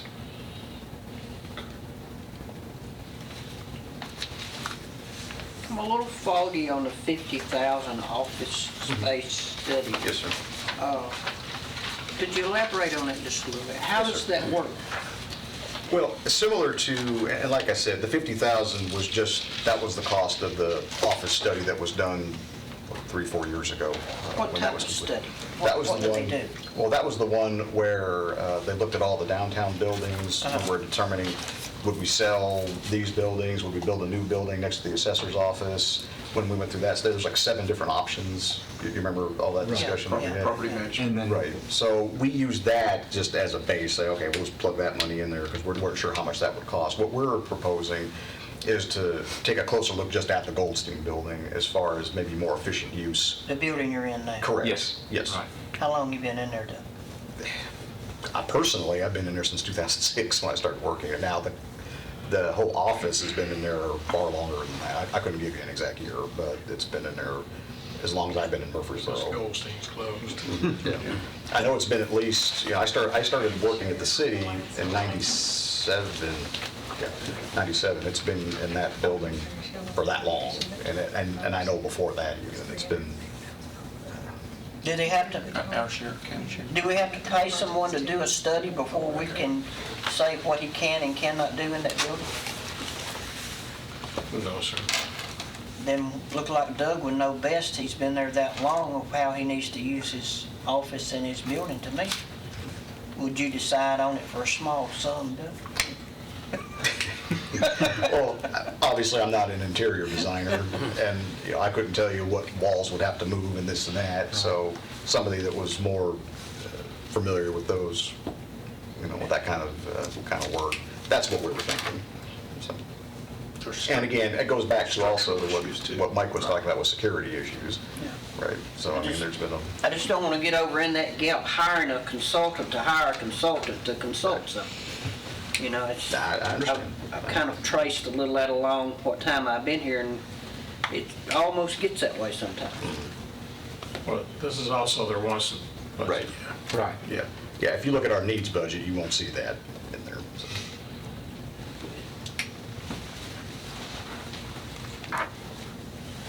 To answer your question, our exposure was $304,000, $308. $308,000. That's what we paid this year? On the FEMA. No, that's what we'd be liable for if we got all of the grants Right. approved. It was over like a $2.8 million FEMA. How many houses did we do this year? We've applied for 7, Okay. and that's our exposure. So Yeah, that was when they applied for the 7, when they came in. It was 2.446,409. Federal funds was $1,849,000, and then of course Rutherford County's part of that would be $308,000. So is this going to be on the budget, is what I'm asking? we don't know if we're going to, I'm just trying to figure out what how many houses, you said 7, Yes, right? sir. So that's maximum, that's exposure of $300,000. Yes, sir. So the money's coming out of general fund, right? Mm-hmm. Do you anticipate we'll do that again? I'm doing everything in my power to prevent that from having to do that. So we have every parcel of land that comes into us for a new house, a new barn, a new shed, gets an engineering evaluation. We do this in-house. We look at it and say, is there a FEMA risk? Is there a local flood risk? So we don't have to potentially buy back houses in the future. So there are several houses out there that we've, reached out to several people that, have had continuous flooding events, damages from past flooding events that said, hey, what can you do to help us? We've done everything we can engineering-wise with our engineering department, with the highway department, Public Works, to try to find a resolution.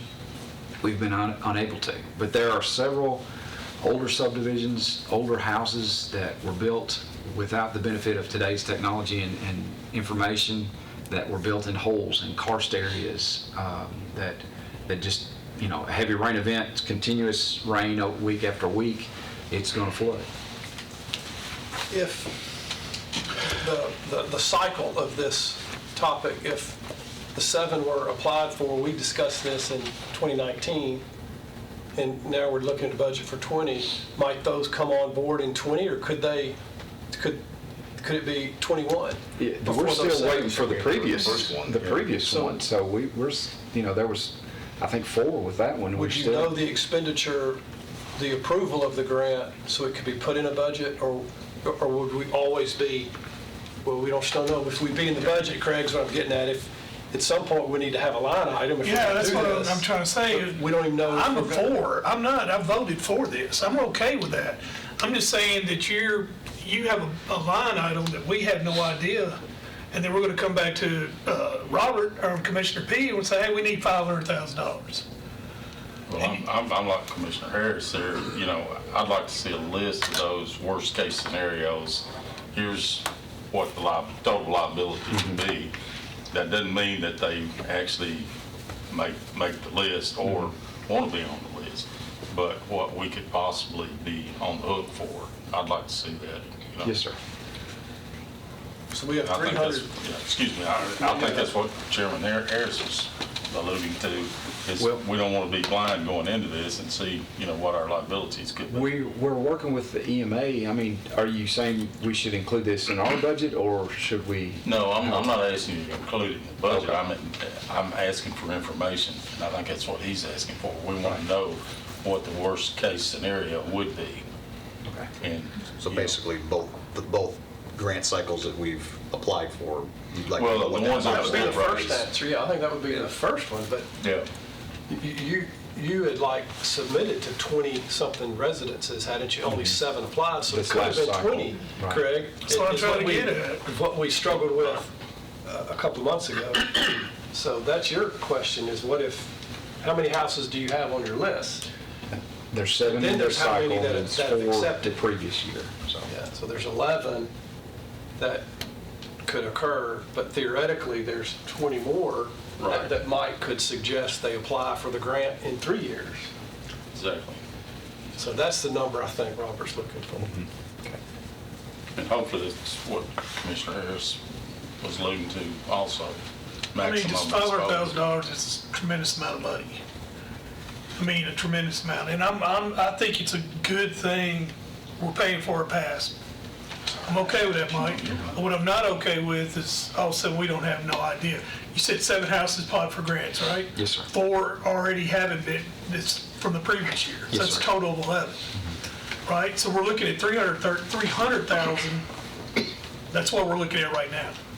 For this past year? Yes. Yes, sir. So, I think it's So we like ain't paid nothing yet, though. No, have sir. we? Yeah, we haven't even heard from the Like first the year. previous, Yeah, the we're year still waiting before to hear that. from We're So still I'm saying, waiting. so we could get hit with 11 of them, so that number could be skewed That would even jump to more. 472 Yeah. average. But yet this money was approved by this committee when y'all asked for these grants, is that not right? Approved that we would match the funds? Yes, sir. That's what I thought. No, I have no problem with what, you misunderstand. I'm just trying to budget. Being on budget and finance and you doing a line item budget, we don't know what to budget. We have no idea what to budget. Most likely come out of general fund, will it not, Mayor Catcher?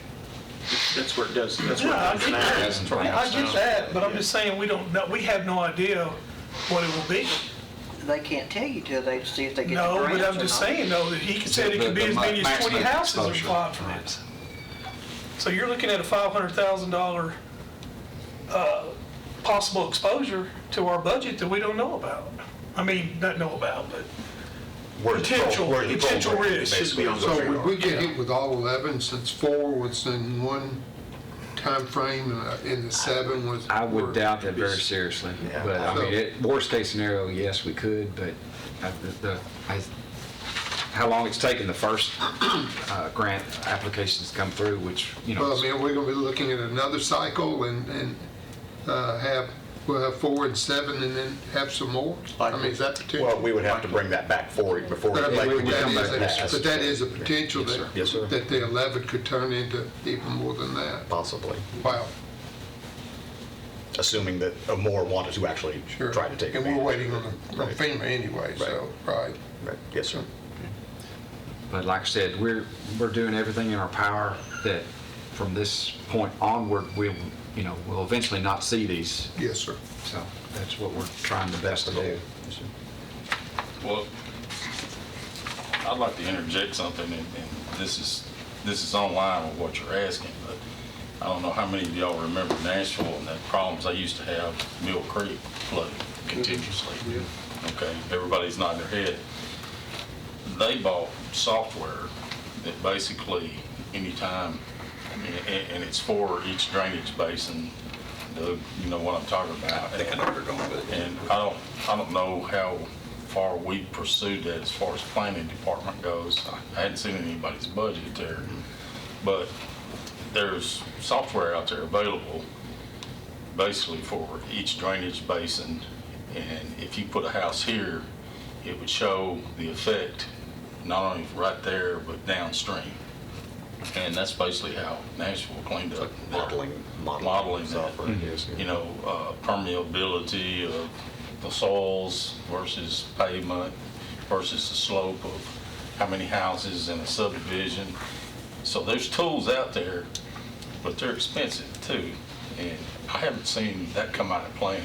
Back when I was on planning, I'd always hoped that we could look into that, but sometime or other, maybe you need to bring that to us. As a want, maybe, to start off with. Well, we can certainly start researching, see what's out there, if nothing else. I mean, Might be cheaper than 300,000. Well, that's where I'm getting at, the numbers that we're starting to see here. And here's the problem is, this man gets, I don't know how many plaques he's got thrown on your desk right now, but there's a backlog, I promise you. There always has been. And there's always a push, Mike, why have you not got this signed off? I've got a builder over here jumping up and down ready to build.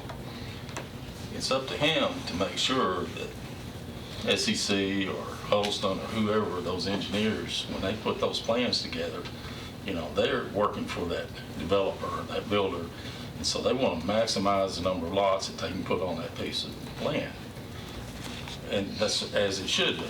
I'm not faulting anybody here, but what I'm saying is, it's his job then to make sure that those calculations that they've given him actually work. Yes, sir. And, having enough manpower to get that done and get it done right and not have mistakes hanging out here like we have had in the past. And I'm not saying that these are engineering mistakes. It's certainly not yours. These are prior to, his tenure with the county. But we need to make sure, at best, anytime those plots come through there, we've done due diligence so we don't have this problem, Craig. Because we're going to continue to have this problem if we don't. And that's why I'm saying, this modeling would help your department keep that from happening, because what I've seen happen when I was on planning, we've got a 100-acre lot here. We've got a school out at Plainview. We're fixing to build a big school there, That's really going to change what happens in the drainage in that area. But what is it going to do downstream? And I've seen, for instance, you take Swamp Road, which they call Swamp Road for a reason. When that development went in over there, all of a sudden those roads started going underwater a lot more than what they had. And I think had we had the ability to look downstream further, which we didn't at that time. That's why I say the modeling on this planning that I'm talking about, that software would have done that for us, because it looks at the whole drainage basin instead of just right here. Because just because I'm okay right here doesn't mean that downstream, half a mile, 2 miles, I didn't cause flooding. But we're going to continue to have these problems until we do something like that. We do everything we can. We have the benefit of much better technology, much better information, the topographic maps, the aerial maps, past flooding issues that weren't available when I started engineering. I mean, I started with paper maps, USGS maps, cutting and pasting together a map to get a drainage basin to look at downstream drainage structures. Now everything's at our fingertips. We can look at potential problem areas. But I understand what you're talking about, the flooding model. Some of that flooding model does not reflect well on karst areas. So that's part of the reason we're asking for some more information for consultants for the dye tracings. And if water goes in this sinkhole here and comes out over here in this stream, we can get a general overflow of which way the water's heading. So, and we can also look at that with the engineering plans to look at if this sinkhole can't take any more water because of capacity restrictions, how high do the houses need to be? Typically, I'll put them, make sure that they'll look at the basin, that bowl, how wide that bowl ranges. If that sinkhole can't take any more water or the overflow pipe, the houses need to be built above that bowl so the water can build up and spill out and go on its way and not impacting any of those new houses. But 20 years ago, 25 years ago, we didn't have this information. We had limited information from the old USGS maps, some topographic maps that weren't that accurate. They were off 4 or 5 feet that's a big difference. What's, the technology's improving, the accuracy's improving, so we're benefiting from that now, but as things come online, we're incorporating them into our designs and requirements as well. Well, I know when I came on planning, we allowed for 100-year flood, 500-year flood, and that's where your elevations were set. But the problem that I saw is that elevation that you were taking into account was to the bottom of your floor joist. Yes, right. Which means that your air conditioning ductwork, Is your underwater. air conditioner is underwater. Yep. Which is ridiculous to me to have a code that would allow that. So. Well, and that's one of the things we've changed. We've required pad elevations on a lot of our plats to make sure that the ground that the house sits on is above a potential flooding issue. So we don't have flooded HVAC units and ductworks and whatnot. So. Let's put an end to that. Yes, sir. I'm sorry. Doug, are you complete with your? Yes, sir. All right. Unless there's other questions. All right. Anything else for Doug? If not, we'll move on to Mike and Sheila's stormwater budget. All right. On your iPads, you'll find the 2020-2021 stormwater budget worksheet. And this, like the mayor said, this is our once budget. And hopefully is in color because, yes, it is. The items in red are new items or significant changes, like Doug said, from the past budget year. And the biggest ticket item is an additional engineer. We, like building codes, are understaffed. We can't provide the level of service needed that we feel would be beneficial to the residents of Rutherford County. Part of that growth that Tanya mentioned, the 36% growth in single-family houses, we're reviewing construction plans, we're reviewing plats and plans, so we're seeing that growth as well in our field. Like you talked about the FEMA buyouts, every piece of property that is not in a subdivision or in an older subdivision, we'll do an engineering study on. Somebody wants to build a house, somebody wants to build a barn or a shed, we'll look at that piece of property and see, is there a local drainage issue? Is there a FEMA issue? So we're not buying more houses out in the future. We assist with property evaluations for the county projects. We're looking at master plans. We're assisting other departments with their projects. Just the day-to-day operations that we're going through, we're not doing everything that we should for the residents of Rutherford County. So, and to help with the backlog of the construction plans, the builders are looking for their permits. I'm having to go to the counter to do these engineering studies, these evaluations, drainage complaints, and on and on. So we're not doing everything that we should with the current manpower that we have in engineering. So what I'd like to do is request, before I say that, I do want to say that Sheila Huffmeyer, our assistant county engineer, has been a huge asset to us. She's been a great find. She's been a great asset to our department and helped us tremendously. But there's things that she wants to do with the stormwater program that she can't do because of the day-to-day operations, the drainage complaints, the engineering evaluations that we have to do. She would like to do targeted education programs. She would like to do more with erosion control and sediment prevention, erosion prevention, sediment control. A lot of the problems that we're seeing in the county are not happening during the infrastructure stage of a construction of a new subdivision. It's happening at the building phase. You've got several subs coming on and off a particular lot where a house is being constructed, and the erosion prevention sediment control items are not being maintained like they should. The building codes department, they're busy doing their multiple inspections over each house, and a lot of times stormwater inspections, erosion prevention, sediment control inspections go to the wayside.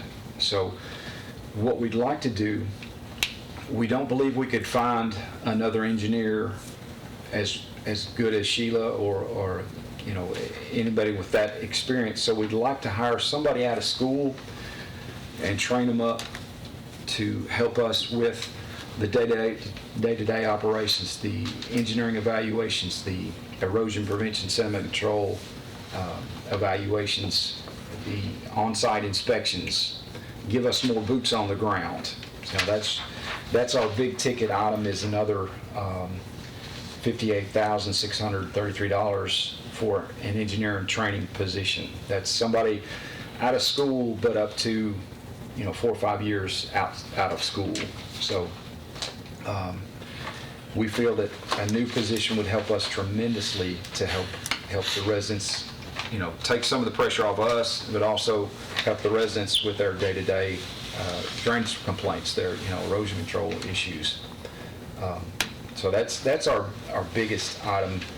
But because of that, there are other items that will also be reflected. It's from the Social Security pensions, the dependent calculations, insurance, and all that. Those, we're going to have to increase those as well with the additional employee, additional training, dues and membership, and likewise those items. So that's where we're seeing in our stormwater once budgets is a new person and the reflected impacts that it'll have on all the other line items. Well, we would also, along with our targeted education, we'd like to increase our, it's not a big amount, but our postal charges. We'd like to send out more mailers, more information on tree days, on stormwater programs that we're doing in the county, and make those a little more well-known out to the public. Targeted for people that lives along creeks and streams and rivers, to maybe do some plantings for these creeks and streams to help with that. And likewise, the printing and stationery, just triple it from $250 to $750. It's not a big amount, but it is a change. Travel, we'd like to, have our be able to go to more conferences, more training expenses, likewise. So we've tripled that. Gasoline, we would, with another person inspecting sites, we feel that we will might need to increase our fuel budget. But recent news with the drop in fuel prices, that might not be needed. So that could be something we could work without. On line 499, other supplies and materials, we're required by the state to do stream evaluations, stream inspections. A lot of times, we will every year we'll hire summer interns, college kids, and we'll buy them some hip waders, and they will walk the streams. Some of the streams are too deep, or too swift, or whatnot. So we'd like to buy 2 kayaks, safety gear, for the annual stream investigation. So they don't have to walk around large hunks of streams, just do a visual inspection on the stream itself to see if there's some issues. Let's see. And then finally, with a new employee, we'd have to buy another computer monitors and software for that. So all said and done, our total would increase over $101,000 from the previous budget year. And that's, like I said, the majority of that is with a new person. And that's 38%, over almost 39% increase from the previous year. So it's a big jump for our budget, but that to provide the level of service that we feel we really need to provide, we need more help. Mike, talk to me a little bit about the state requiring you to do this stream evaluation. What Well, that's, what do you really have to do? they have to, And we what have if to you- be on a 5-year cycle, so all the streams need to be reevaluated every 5 years. So we break that up in, large hunks of the county, and we essentially walk the streams, walk through the streams, looking for illicit discharge, pollutions, erosion, anything that could damage the stream or impact the health of the stream, we're supposed to make, and then we report that information to the state. Every year we do an annual report to the state, and so essentially 20% of the streams get walked in the county, and we report that to the state. Well, the bridge inspection's part of that. No, that's more of, the state does that. So if you find an illicit discharge or embankment erosion, you report it to the state, who does something about it? Well, if it's something that we can handle, we work with the Highway Department, the Public Works Department, and try to repair if it's some kind of blockage or erosion problem that needs some, maybe some matting or riprap or something to prevent the scour from a bank being washed away. But if it's illicit discharge, we'll usually work on codes enforcement to rectify the situation. I ask because there's about 4 different line items, there's about 4 line items associated with that stream inspection. And if you roughly add up the numbers, it's about 15 grand. Yes, sir. But the state's making you do that. Yes, right. And they're requiring us to be a member of the MS4's Municipal State Stormwater Program. So we have to be, not only do we have to do certain things for our stormwater programs, those stream inspections, we get the privilege to pay them to be a member of it. Okay, so let me ask you a question. If you're just primarily looking for illicit discharge and erosion, well, we also contract with MTSU to do a biological testing of the streams. so you're doing sampling? Yes. Then MTSU is, yes. You're scooping, looking at critters? Yes. Okay. And see if there's any pollutants in the stream, and help, with that information, we could possibly track the source of that pollutants. So before you've been walking it? Well, yes, we have, since the program was initiated, 2006, 2007. And you're telling me that you get 20% of all the streams in Rutherford County? That's the goal. That's the goal, yes, sir. Right. And if you don't, do the state slap you on the hands if you don't do it? What happens? If we don't, we could be fined, yes, sir. Okay. So the purchase of a kayak in higher water, you could speed right through there and Yes. say, hey, Right. let's discharge of the stream, and Right. keep moving right Yes, along. sir. You So take a you have to- photograph, You we'll can take a, In 2 years, you get all streams done. I don't know about that, but there's a lot of streams that are too deep for the college kids to walk, Yeah. so they'll have to just walk around it and try to peer through the brush and whatnot to see Yeah. if there's an issue. But it would seem like kayaks would make, Yes. you could cover a lot more ground faster. And that would come with some training. We wouldn't send them out there without, safety training, first. safety training. Yes. Okay. All right. They could use an airboat. Anyone have to ever get out? We might need that for. That's on the exotic budget. That's yeah. All right. But trying to really. But it's roughly 15 grand that Yes. is what that cost Right. is, with supplies So- and safety gear and Right. all that kind of stuff. Yes, sir. Okay. So, All right. there's on line item 399, we've got $6,000 per year for stream testing by MTSU Biology Department. And that's for that 5-year cycle that we go through. We're testing the streams. So I'm sorry. Mike, and Doug, we had funded last year some of the I would say one-stop shop, that's not the right term for but some hardware and software to start getting a consistent permitting process. Yes. IDT, they call it Williamson County.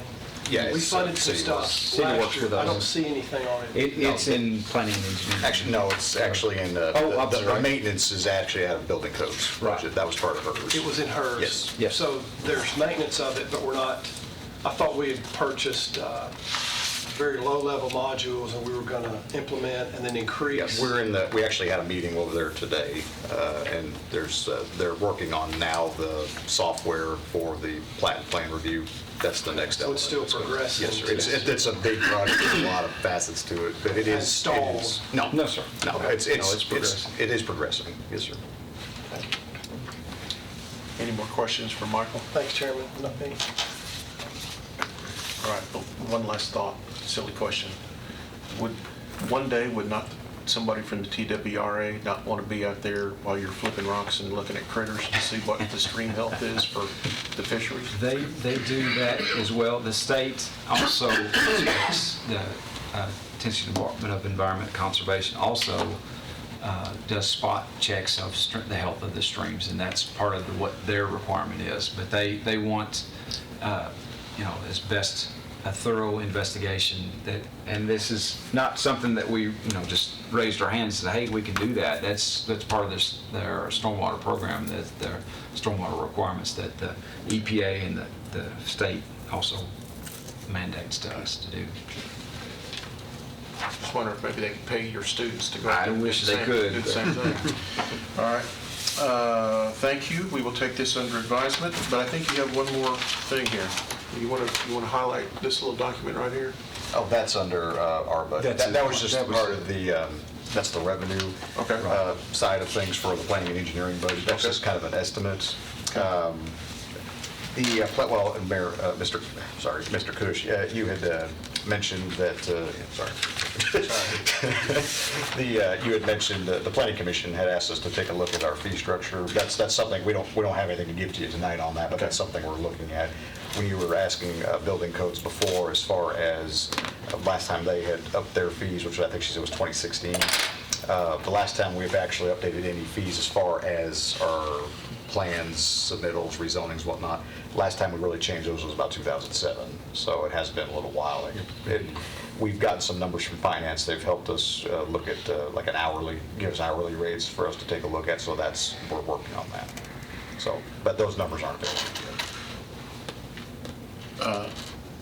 Are you also investigating what other fast growth counties are perhaps targeting? Yes, sir. I keep up with a chart that I update every year or two. Okay. Just some of the areas around us to see what they do. That'll be part of it. All right, so that information is forthcoming? It'll be forthcoming. We are looking at other revenue sources as well, and potentially reconfiguring our fee submittal schedules, for what we charge for plat plans. Right now, we have set fees are for preliminary and final plats, but we don't charge anything for construction plans. That's a long, drawn-out process that we don't, charge anything for. It's just part of the preliminary and final. Is that because the state says you can't? Or No, is that just because it's we just never have? something that we never have. Yeah. Does the state tell you anything what you can or can't do on your fees?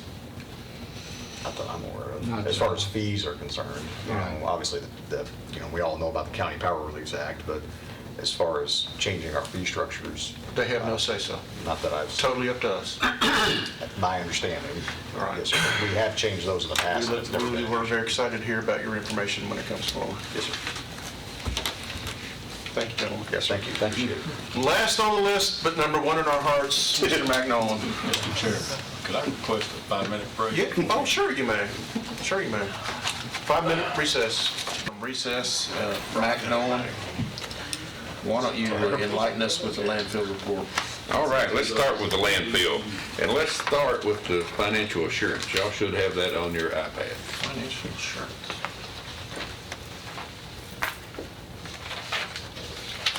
It's something that we do every year. Where is it supposed to be? I don't see it. I don't either. Carry on. Okay. Carry on. Okay.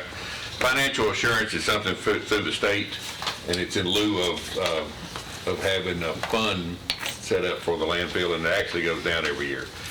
And in the documentation, it has to change by $10,000 before they do an amendment. Ours changed by $172,000. And it's doing that every year. It actually goes down. So currently it's $2,308,000. And it goes to $2,136,000. There's no money tied. We don't have any money in a fund for this, but it's just an agreement that we'll have with the state that if something happens to our landfill, we will spend up to that much money trying to repair it. So it's like a little umbrella policy, sort of, kind of. Similar to that. Okay. All right.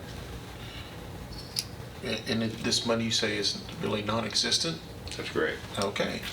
Moving right along. No, solid waste does have a fund balance, so there's money in fund balance, but it's not earmarked for this. Okay, all right. But we'll need to run this through the county commission and get approval to where we can send it back to the state. Okay, so does this... I'll make a motion to forward the budget to take to the full commission. Yeah, second. All right. Please do, you're on. All in favor of that motion? Aye. Any opposed? Any more discussion?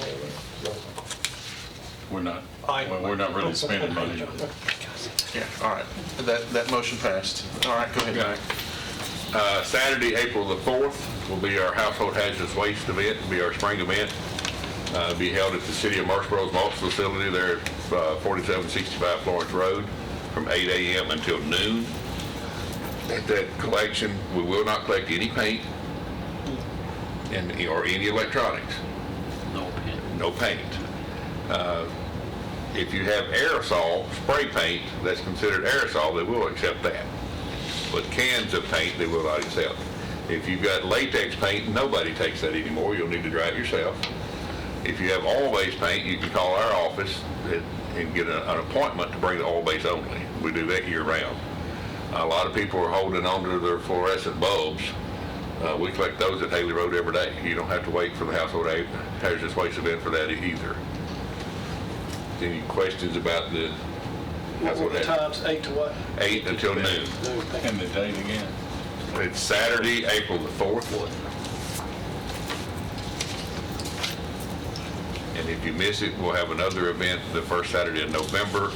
But this is one of the early events for TDEC and their mobile collections. And then our November event is usually the last week of their collections. But if you're a resident of the state of Tennessee, you can go to any of the events. You don't have to go to just ours. And so we do have households that come from outside the county, especially in November, because ours is usually one of the last collections for the year. There for a while, we didn't have 2 events, we just had one.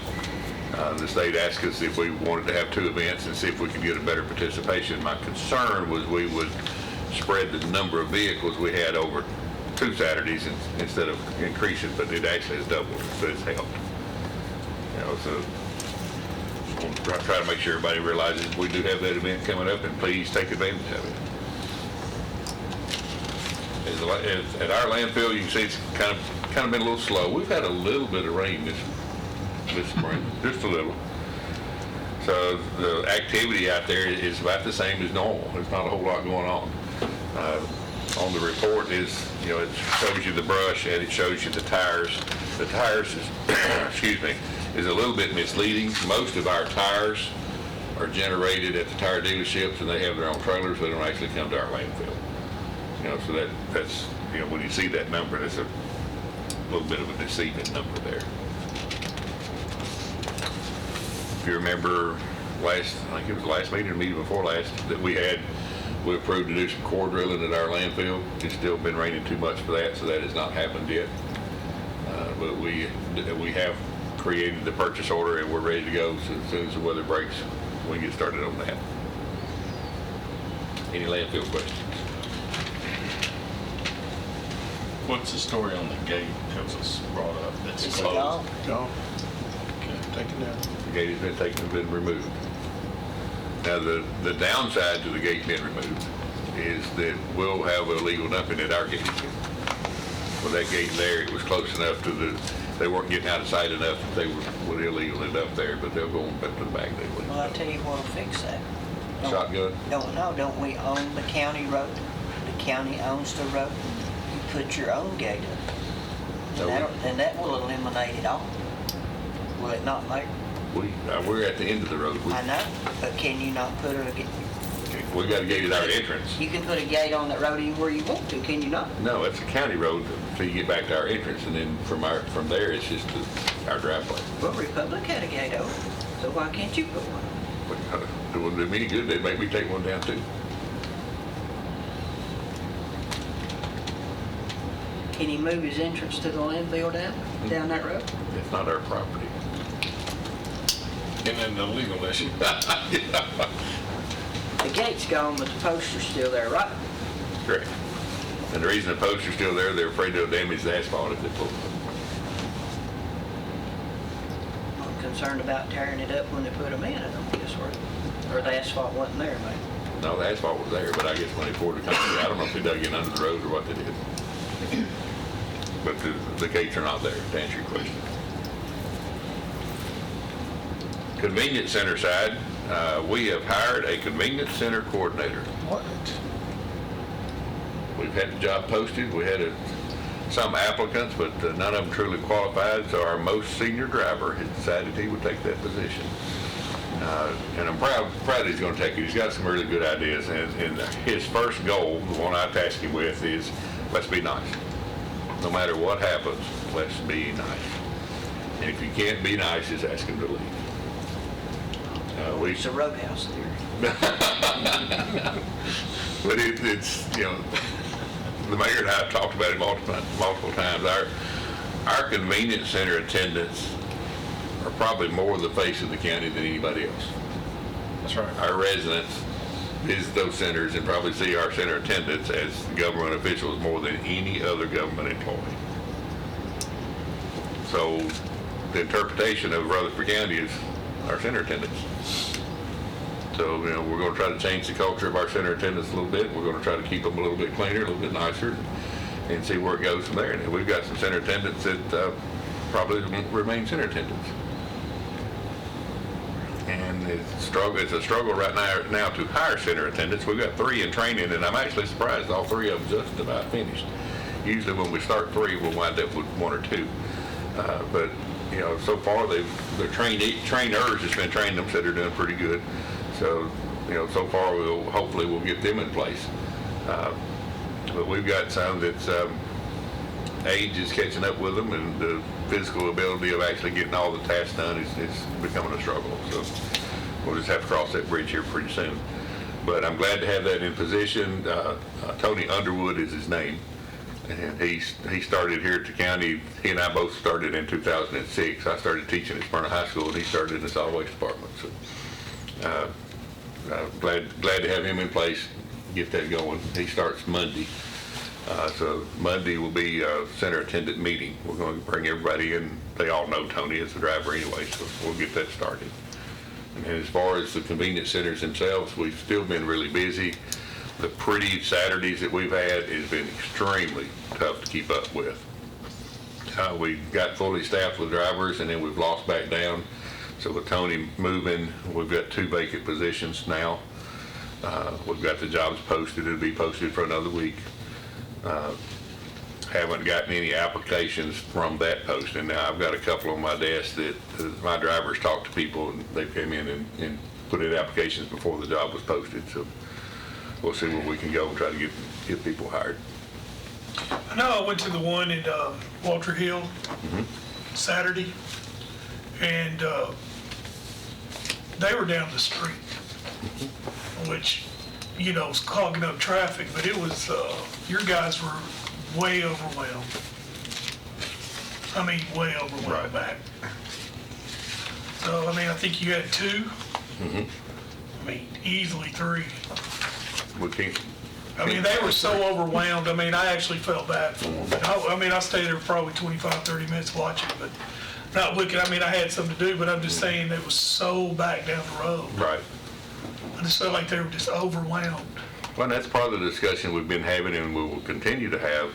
Convenience centers have been in place for 35 plus years. Now, the one that you went to at Walter Hill didn't used to be there. And when you come down out of town before you get to the river, on your right, you see a little wide space before you go into the park. That was the Walter Hill Convenience Center. It had one trash compactor and 2 open tops and would hold maybe 4 vehicles at the most. Maybe. Maybe. So the Walter Hill Center that exists today is actually Republic property, sitting on their property, and they actually built the center. We put the equipment in it. But that was moved to enlarge and be much better. Leanna and Rockvale are the only 2 centers that are left that are original. All of them started with 1 trash compactor and 2 open tops. And as they expanded, they moved to where you could get to both sides of the compactor. Well, Leanna and Rockvale are still one-sided. There's no place to move it. I just felt like it was real congested because you had all those containers in the back.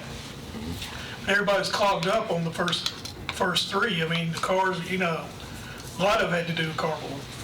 But I was sitting there thinking, just these guys are completely, just overwhelmed. Right.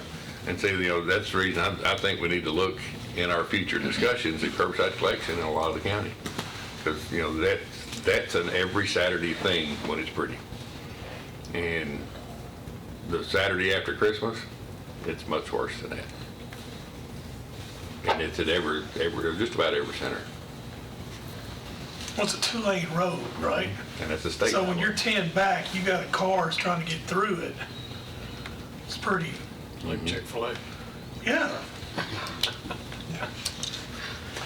I'm not complaining, Mac. I'm just giving an observation. Yeah, and it's a very true observation. It's just, we've outgrown our system.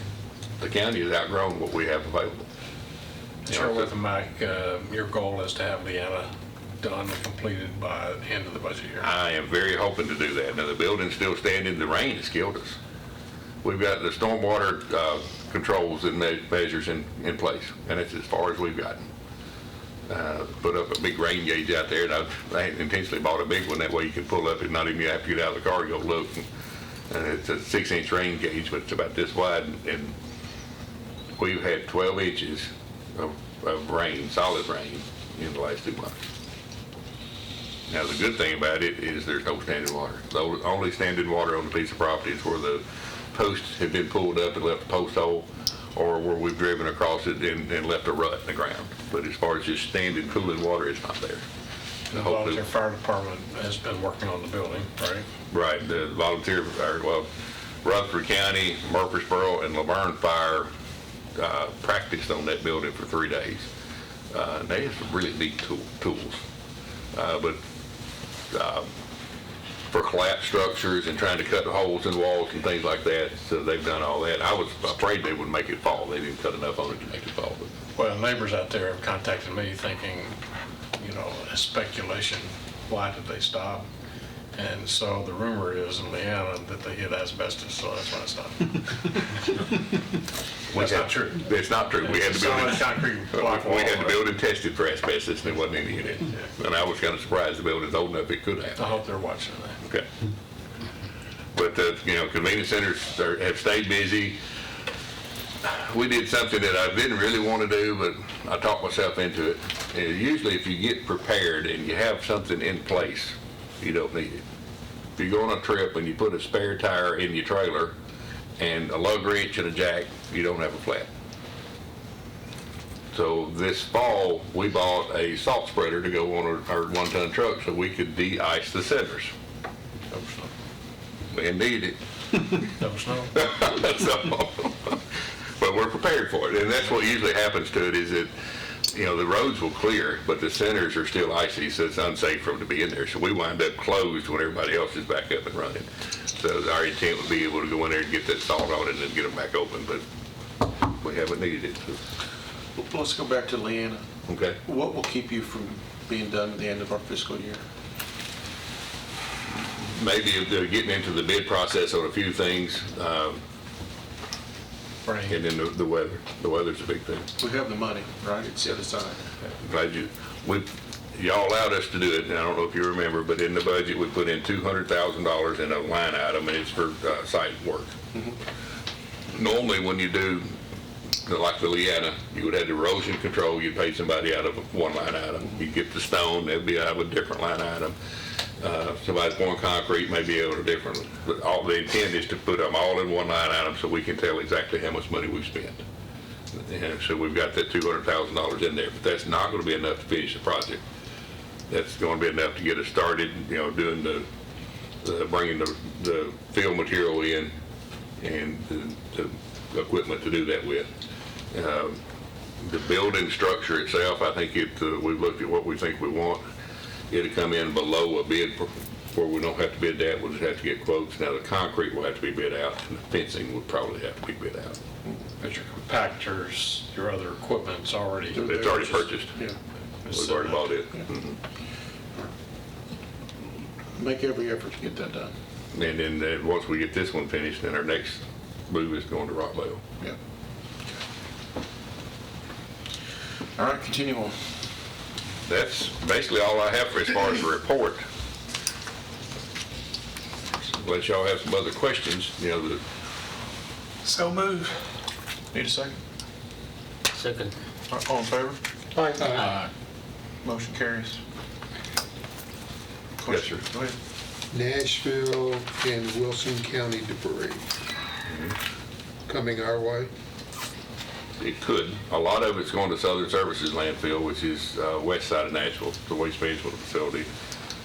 Republic geared up Saturday to be open later, expecting some of that material to come in. It didn't come in, so they went ahead and closed regular. Okay. Becky Caldwell and I worked on a little thing to send out, and Tim Hooker actually sent it to FEMA and TEMA for us with a suggestion of what to do with that material. Mount Juliet area, they're actually trying to stage it, and that's the best thing to do. You want to get it out of the road, so let's get it picked up, let's put it somewhere. And then once we get everybody else going, then go back to that pile and start pulling the wood out and the appliances and all that kind of stuff, and most of it could be recycled from there. That's a little more expensive to do it that way. But the smart way. Yeah. Mike, is there any way before our next meeting you could get us a report, and this is completely, I don't even know if you can do it, but you had sent out an email where you said that if the waste came to Middle Point, it would take 3 years off of the lifespan. Okay, got you. But you just said it might be diverted, it might not all that come here. So my intention's always been that if we went to a shipping, we'd have to go to other landfills. So is there any way that you'd be able to tell this committee how much lifespan will come off the other landfills? Smith County, that, because Putnam got hit pretty hard. So what I'm trying to do is when I'm making my decision, when we ship, we are talking about shipping to those landfills. And if they're going to close, I mean, this is going to hit. Somebody's got to have all this trash. Right. How much life is it taking off of those, estimated? If Rutherford can't, if the amount of trash is going into Middle Point, stopped going into Middle Point today, you're looking at somewhere between 3,500 and 4,000 tons a day that it's going to bury. And the next closest landfill is Lewisburg. They don't take in that much currently, so you'd almost double their intake on a daily basis. I don't think you understand what I'm saying. I'm saying this tornado, okay, it's got to go to some of the landfills, not Middle Point. But if we got rid of Republic and shipped our trash, it would have to go to those landfills. And I know that when we had this first meeting, it was 7 to 8 years lifespan. Right. That's on all of them right there. So how much do you think it's got to go there? Putnam County's got to go there, so I'm just saying, is now it's 4 years? Putnam Now we're County- even in a more, I don't know where Putnam County's normal trash goes. They have a transfer station, but I couldn't tell you off the top of my head what landfill it goes to. They have a C&D site that they take a little bit of stuff in. So I don't know if theirs is going to go there or somewhere else. The thing that I sent out for the tornado debris is if they would stockpile it, the brush could be ground for mulch. The 2x4s and things like that can be ground up for mulch. The block, brick, and concrete can be ground up and reused for gravel. The white goods is a recyclable commodity. You'll wind up with very little true trash from this. But it's going to take a plan, and it's gonna be expensive, but you're gonna save all that landfill material. If you'll remember, I gave you the number quite some time back, the Good Friday tornado took 10 years of life out of the Rutherford County landfill. And we didn't have near the devastation of what they have up there. Now, where I was, and I talked to Jeremy at Republic, because when I sent y'all that email, I mentioned his landfill, so I included him on it. I didn't want to be, behind him or anything, so he called, so, all right, where'd the number come from? I said, that's off the top of my head. I said, at this point, they don't have any volume numbers calculated. But with all the buildings that's down, if all that came to Middle Point, I think it would close you. And then the truck traffic, you talking about what's happening at Walter Hill when you were there. The line of garbage trucks would be from 840 on Jefferson Pike all the way to Middle Point, and probably from Racetrack Road all the way to Middle Point. I think the mayor's one had actually do it was look at for the people that live there. If all those trucks was coming in, what avenues would they have to get out and not using Jefferson Pike and Highway 231? So What'd you come up with? Betty Ford Road, oh crap, the one that's just north of there, the Holly Grove Road. Holly Grove. Yeah, some of those, just hitting those back roads. Now, that wouldn't be because when I first saw the map, I said, you can't put garbage trucks on those. No, that's for the residents. Okay, that worked. But Is that concern abated now, or we still don't know? No, we still Because it's just don't now digging out. Still don't know.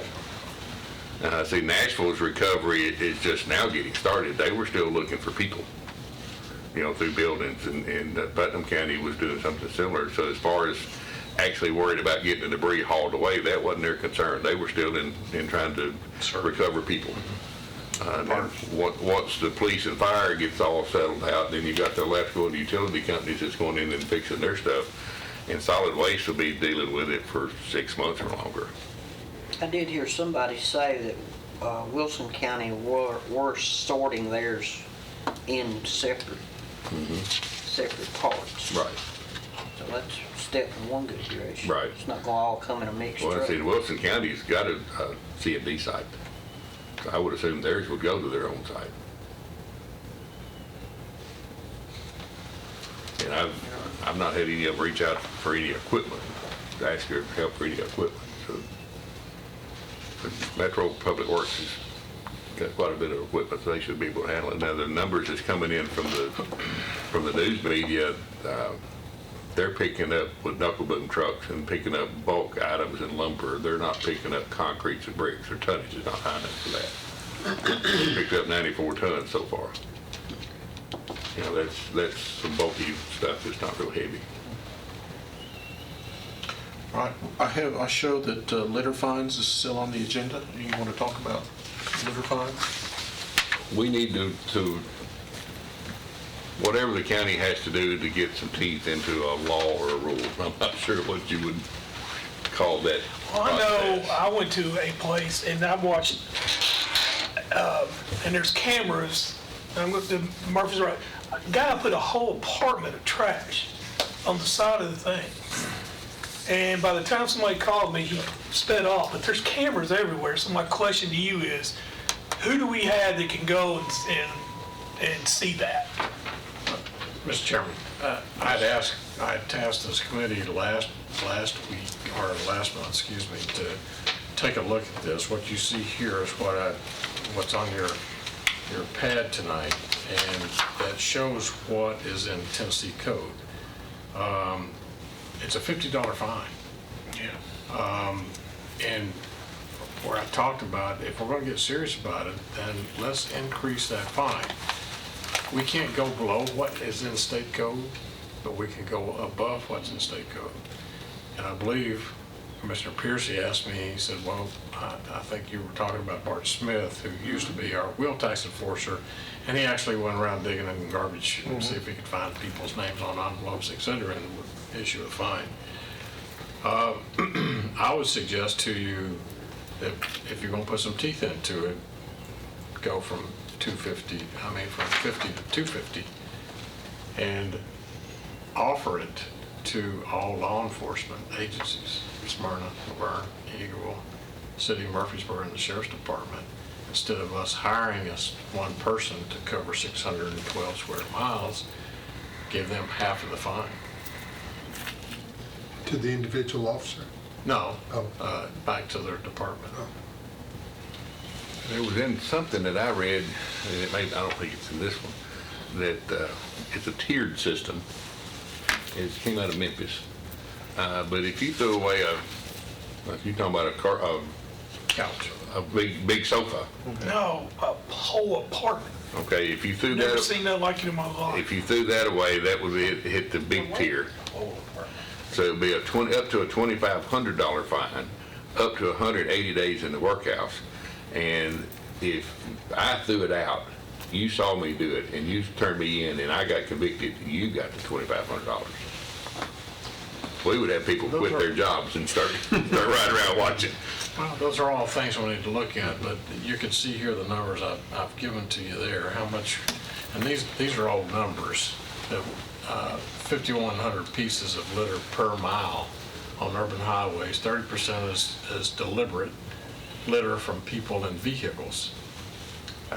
I can tell you within 100 yards where I live, my wife and I picked up behind the battlefield 3 big black trash bags of trash. And it's every day. It's something people come by and throw. Cracked pipes, we picked up two weeks ago, to banana peels, to half-eaten Burger Kings, to you name it. It's whiskey bottles, beer bottles, it doesn't matter. If we're going to get serious about it, the pollution, there's got to be some teeth into it. Mayor, I'm going from memory, which is really dangerous, but I vividly remember sitting in Tanya's office discussing fireworks ordinance, noise ordinance, and litter, and the amount of fines that the state would allow.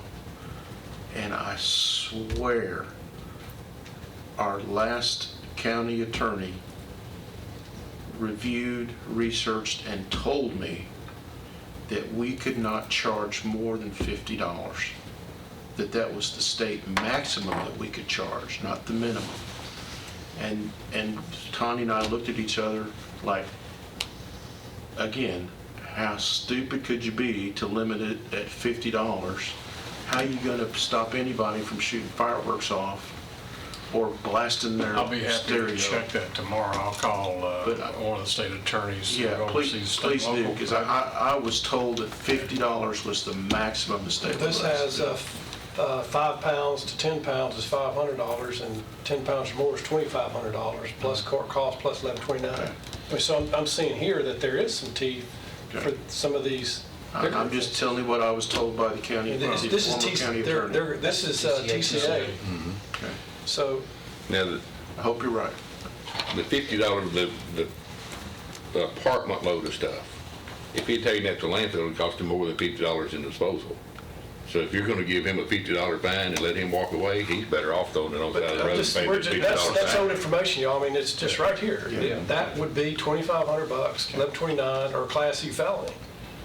I'm just saying, Mayor, all you gotta do is somebody go to the back, say, hey, I need to see your camera. Got him. I mean, the camera's right there. Yeah. The problem we, Who would do that? I'm not asking you, I want us to get serious about it. I'm not asking you to decide tonight. I'll reconfirm, Chairman, with the state. I believe what I see in writing. I'm just telling you what we were told in the Sure, past. sure.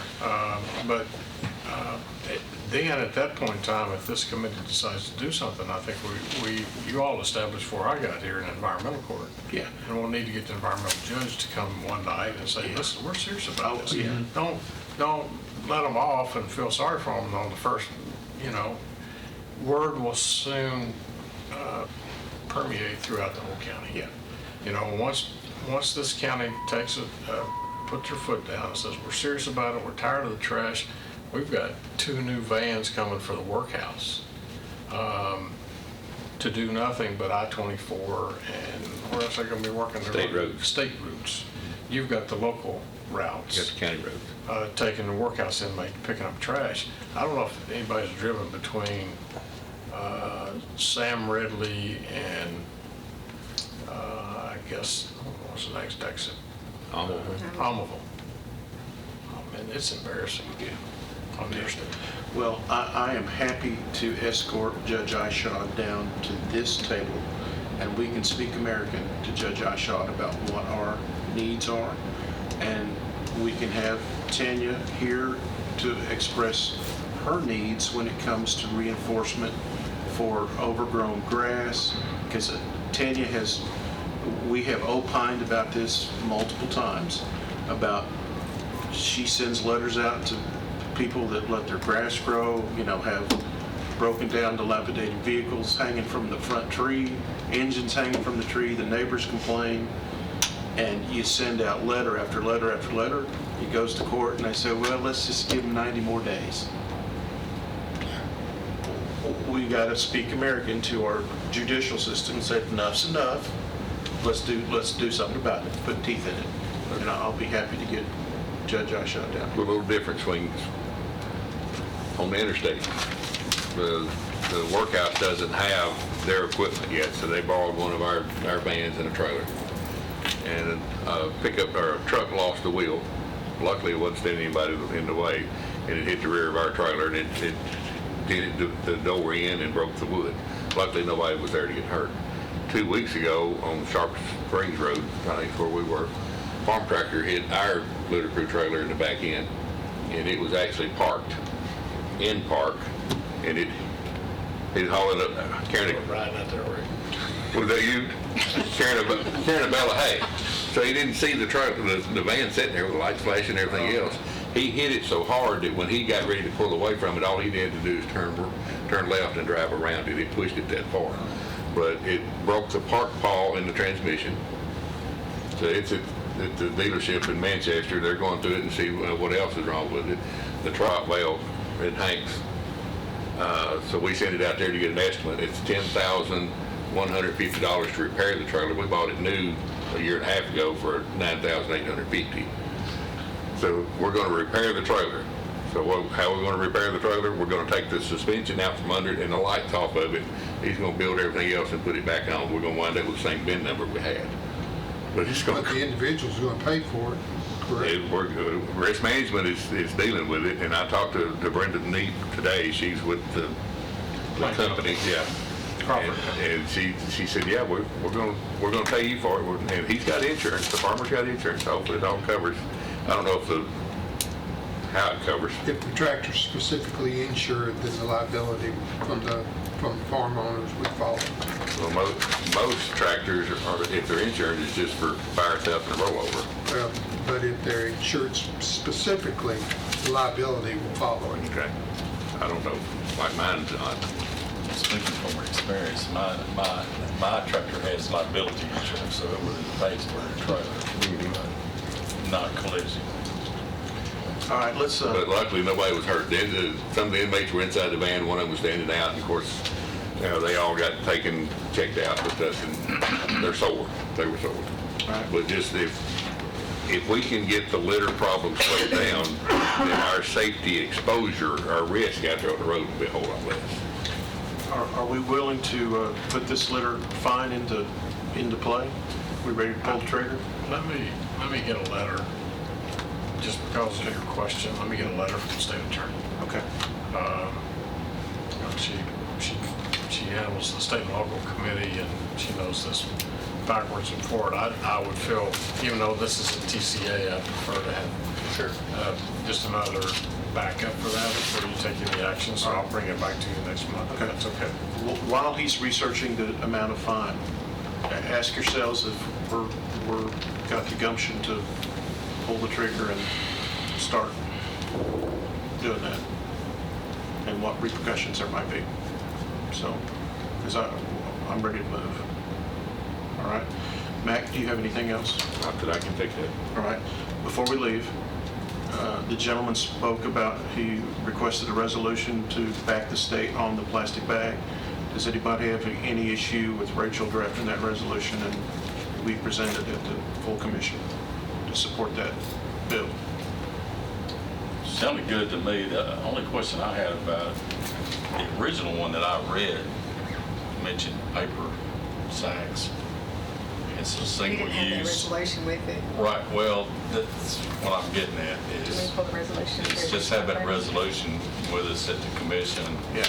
Because I think that the wording that we got, at least on the copy I saw, is not really the bill that he looked at. Or Do you it wanna wait wasn't till the next month It wasn't the then? intent. I mean, I talked to Carl about it Right. too. He's Piercy's constituent, but he's next door neighbor of my brother, so. Okay. At any rate, I see him, and we discussed that bill, and I think that it mentions a single-use paper. Is that correct? Well, it talks about a reusable bag, it defines that, it has handles, can be cleaned, disinfected. It's designed for at least 125 uses. I think it's very short. But is that the same bill that Kroger and Publix is Oh, supporting? yeah, Grocers Association, Publix, Kroger's, Food City up in East Tennessee, they're all behind Yeah. Central Let's Ridge. make sure we're supporting the same Yeah. text. Well, go ahead and get it. Let's wait till next. Do you want to wait till next month? This bill will probably, they're already starting to shut committees down. We were at the Capitol today. I would say send it on and have discussion. Let me check this out before Thursday night. Okay. Okay? Is that fair? Well, I mean, Kroger and Publix is planning on using paper as far as I That's know. correct. Yeah, they are. They're gonna, That and they're selling the reusable bags. That's right. So you need we need a motion to move this to the county commission? I would prefer we For have. discussion. They're not going to use paper, are they? Aren't they No, going it's the- to all reusable bags? I don't know. I'm just saying that the wording that I read on the resolution that I got, the state is sending us those, or the CTES is sending us that update. I read it from the update, and it had single-use paper, and I thought that was wrong. So Yeah. I'm not sure. I was under the impression it was just a single-use plastic. Well, and that's what I thought. It should have been. So if the mayor will verify that, if it is, Sure. we'll read it however the Yeah. state bill is, and We do it. we'll support that, because if you're all in favor. Yes. Okay. So is that a motion? Motion to move it to the Second. And a County second, all right. commission. All right, so it'll be a game time decision then on Thursday. Okay. Okay, very good. Last item. Need a vote on it. Our- Let's vote on that motion. Oh, yeah, all in favor? Aye. Thank you. Last thing, we have a meeting, solid waste meeting on St. Patty's Day, which is March 17th. That is at 5:30, and that is where we hope to review the updated revised RFI, correct? Yes. That's correct. Okay. Hopefully, everything is all good to our liking, and we will then get that out to all those that want to play. 5:30 or 5? 5:30. 5:30. 17th? Yes, and then Phil and I also have a infrastructure select committee that same day at 11:30. Is that correct, Phil? That's what I have. Okay, all right. And we will talk about some things there. And Mayor, I want to get with you between then and the 15th. Sure. Maybe see if you can help us a little bit with get a meeting or two set up with legislators. Yeah, absolutely. Okay. Want to do that? Right. Matt, do you want me to present my budget next week or next month? And the subcommittee. Sooner the better. You can bring it on next week. Is it going next week? Because we went through it today, we're ready You want to do it? You want to do it on 15th, or do you want to do it on the 7th. I'm sorry. The 17th next the Tuesday. 17th? You want to do it on the 17th? If y'all want to. I could be prepared for it, and if talking about everything else goes longer than you want to Can do. you send it to us at least 48 hours in advance so we can preview? I'll send it to Rachel or she can send it out. That's what we told him today, that the steering committee had requested that everything be sent out electronically. And y'all to want just the everybody, wants budget, instead you of don't want the having to needs walk budget. in that night, and try to If you go have through both, somebody's we'll take budget, at both. least have an Okay. opportunity to look at 2 or 3 days in advance. Anything else, gentlemen? Other business, old business, new business? Thank you all again for your time and effort. Meeting adjourned. Chairman. Anything?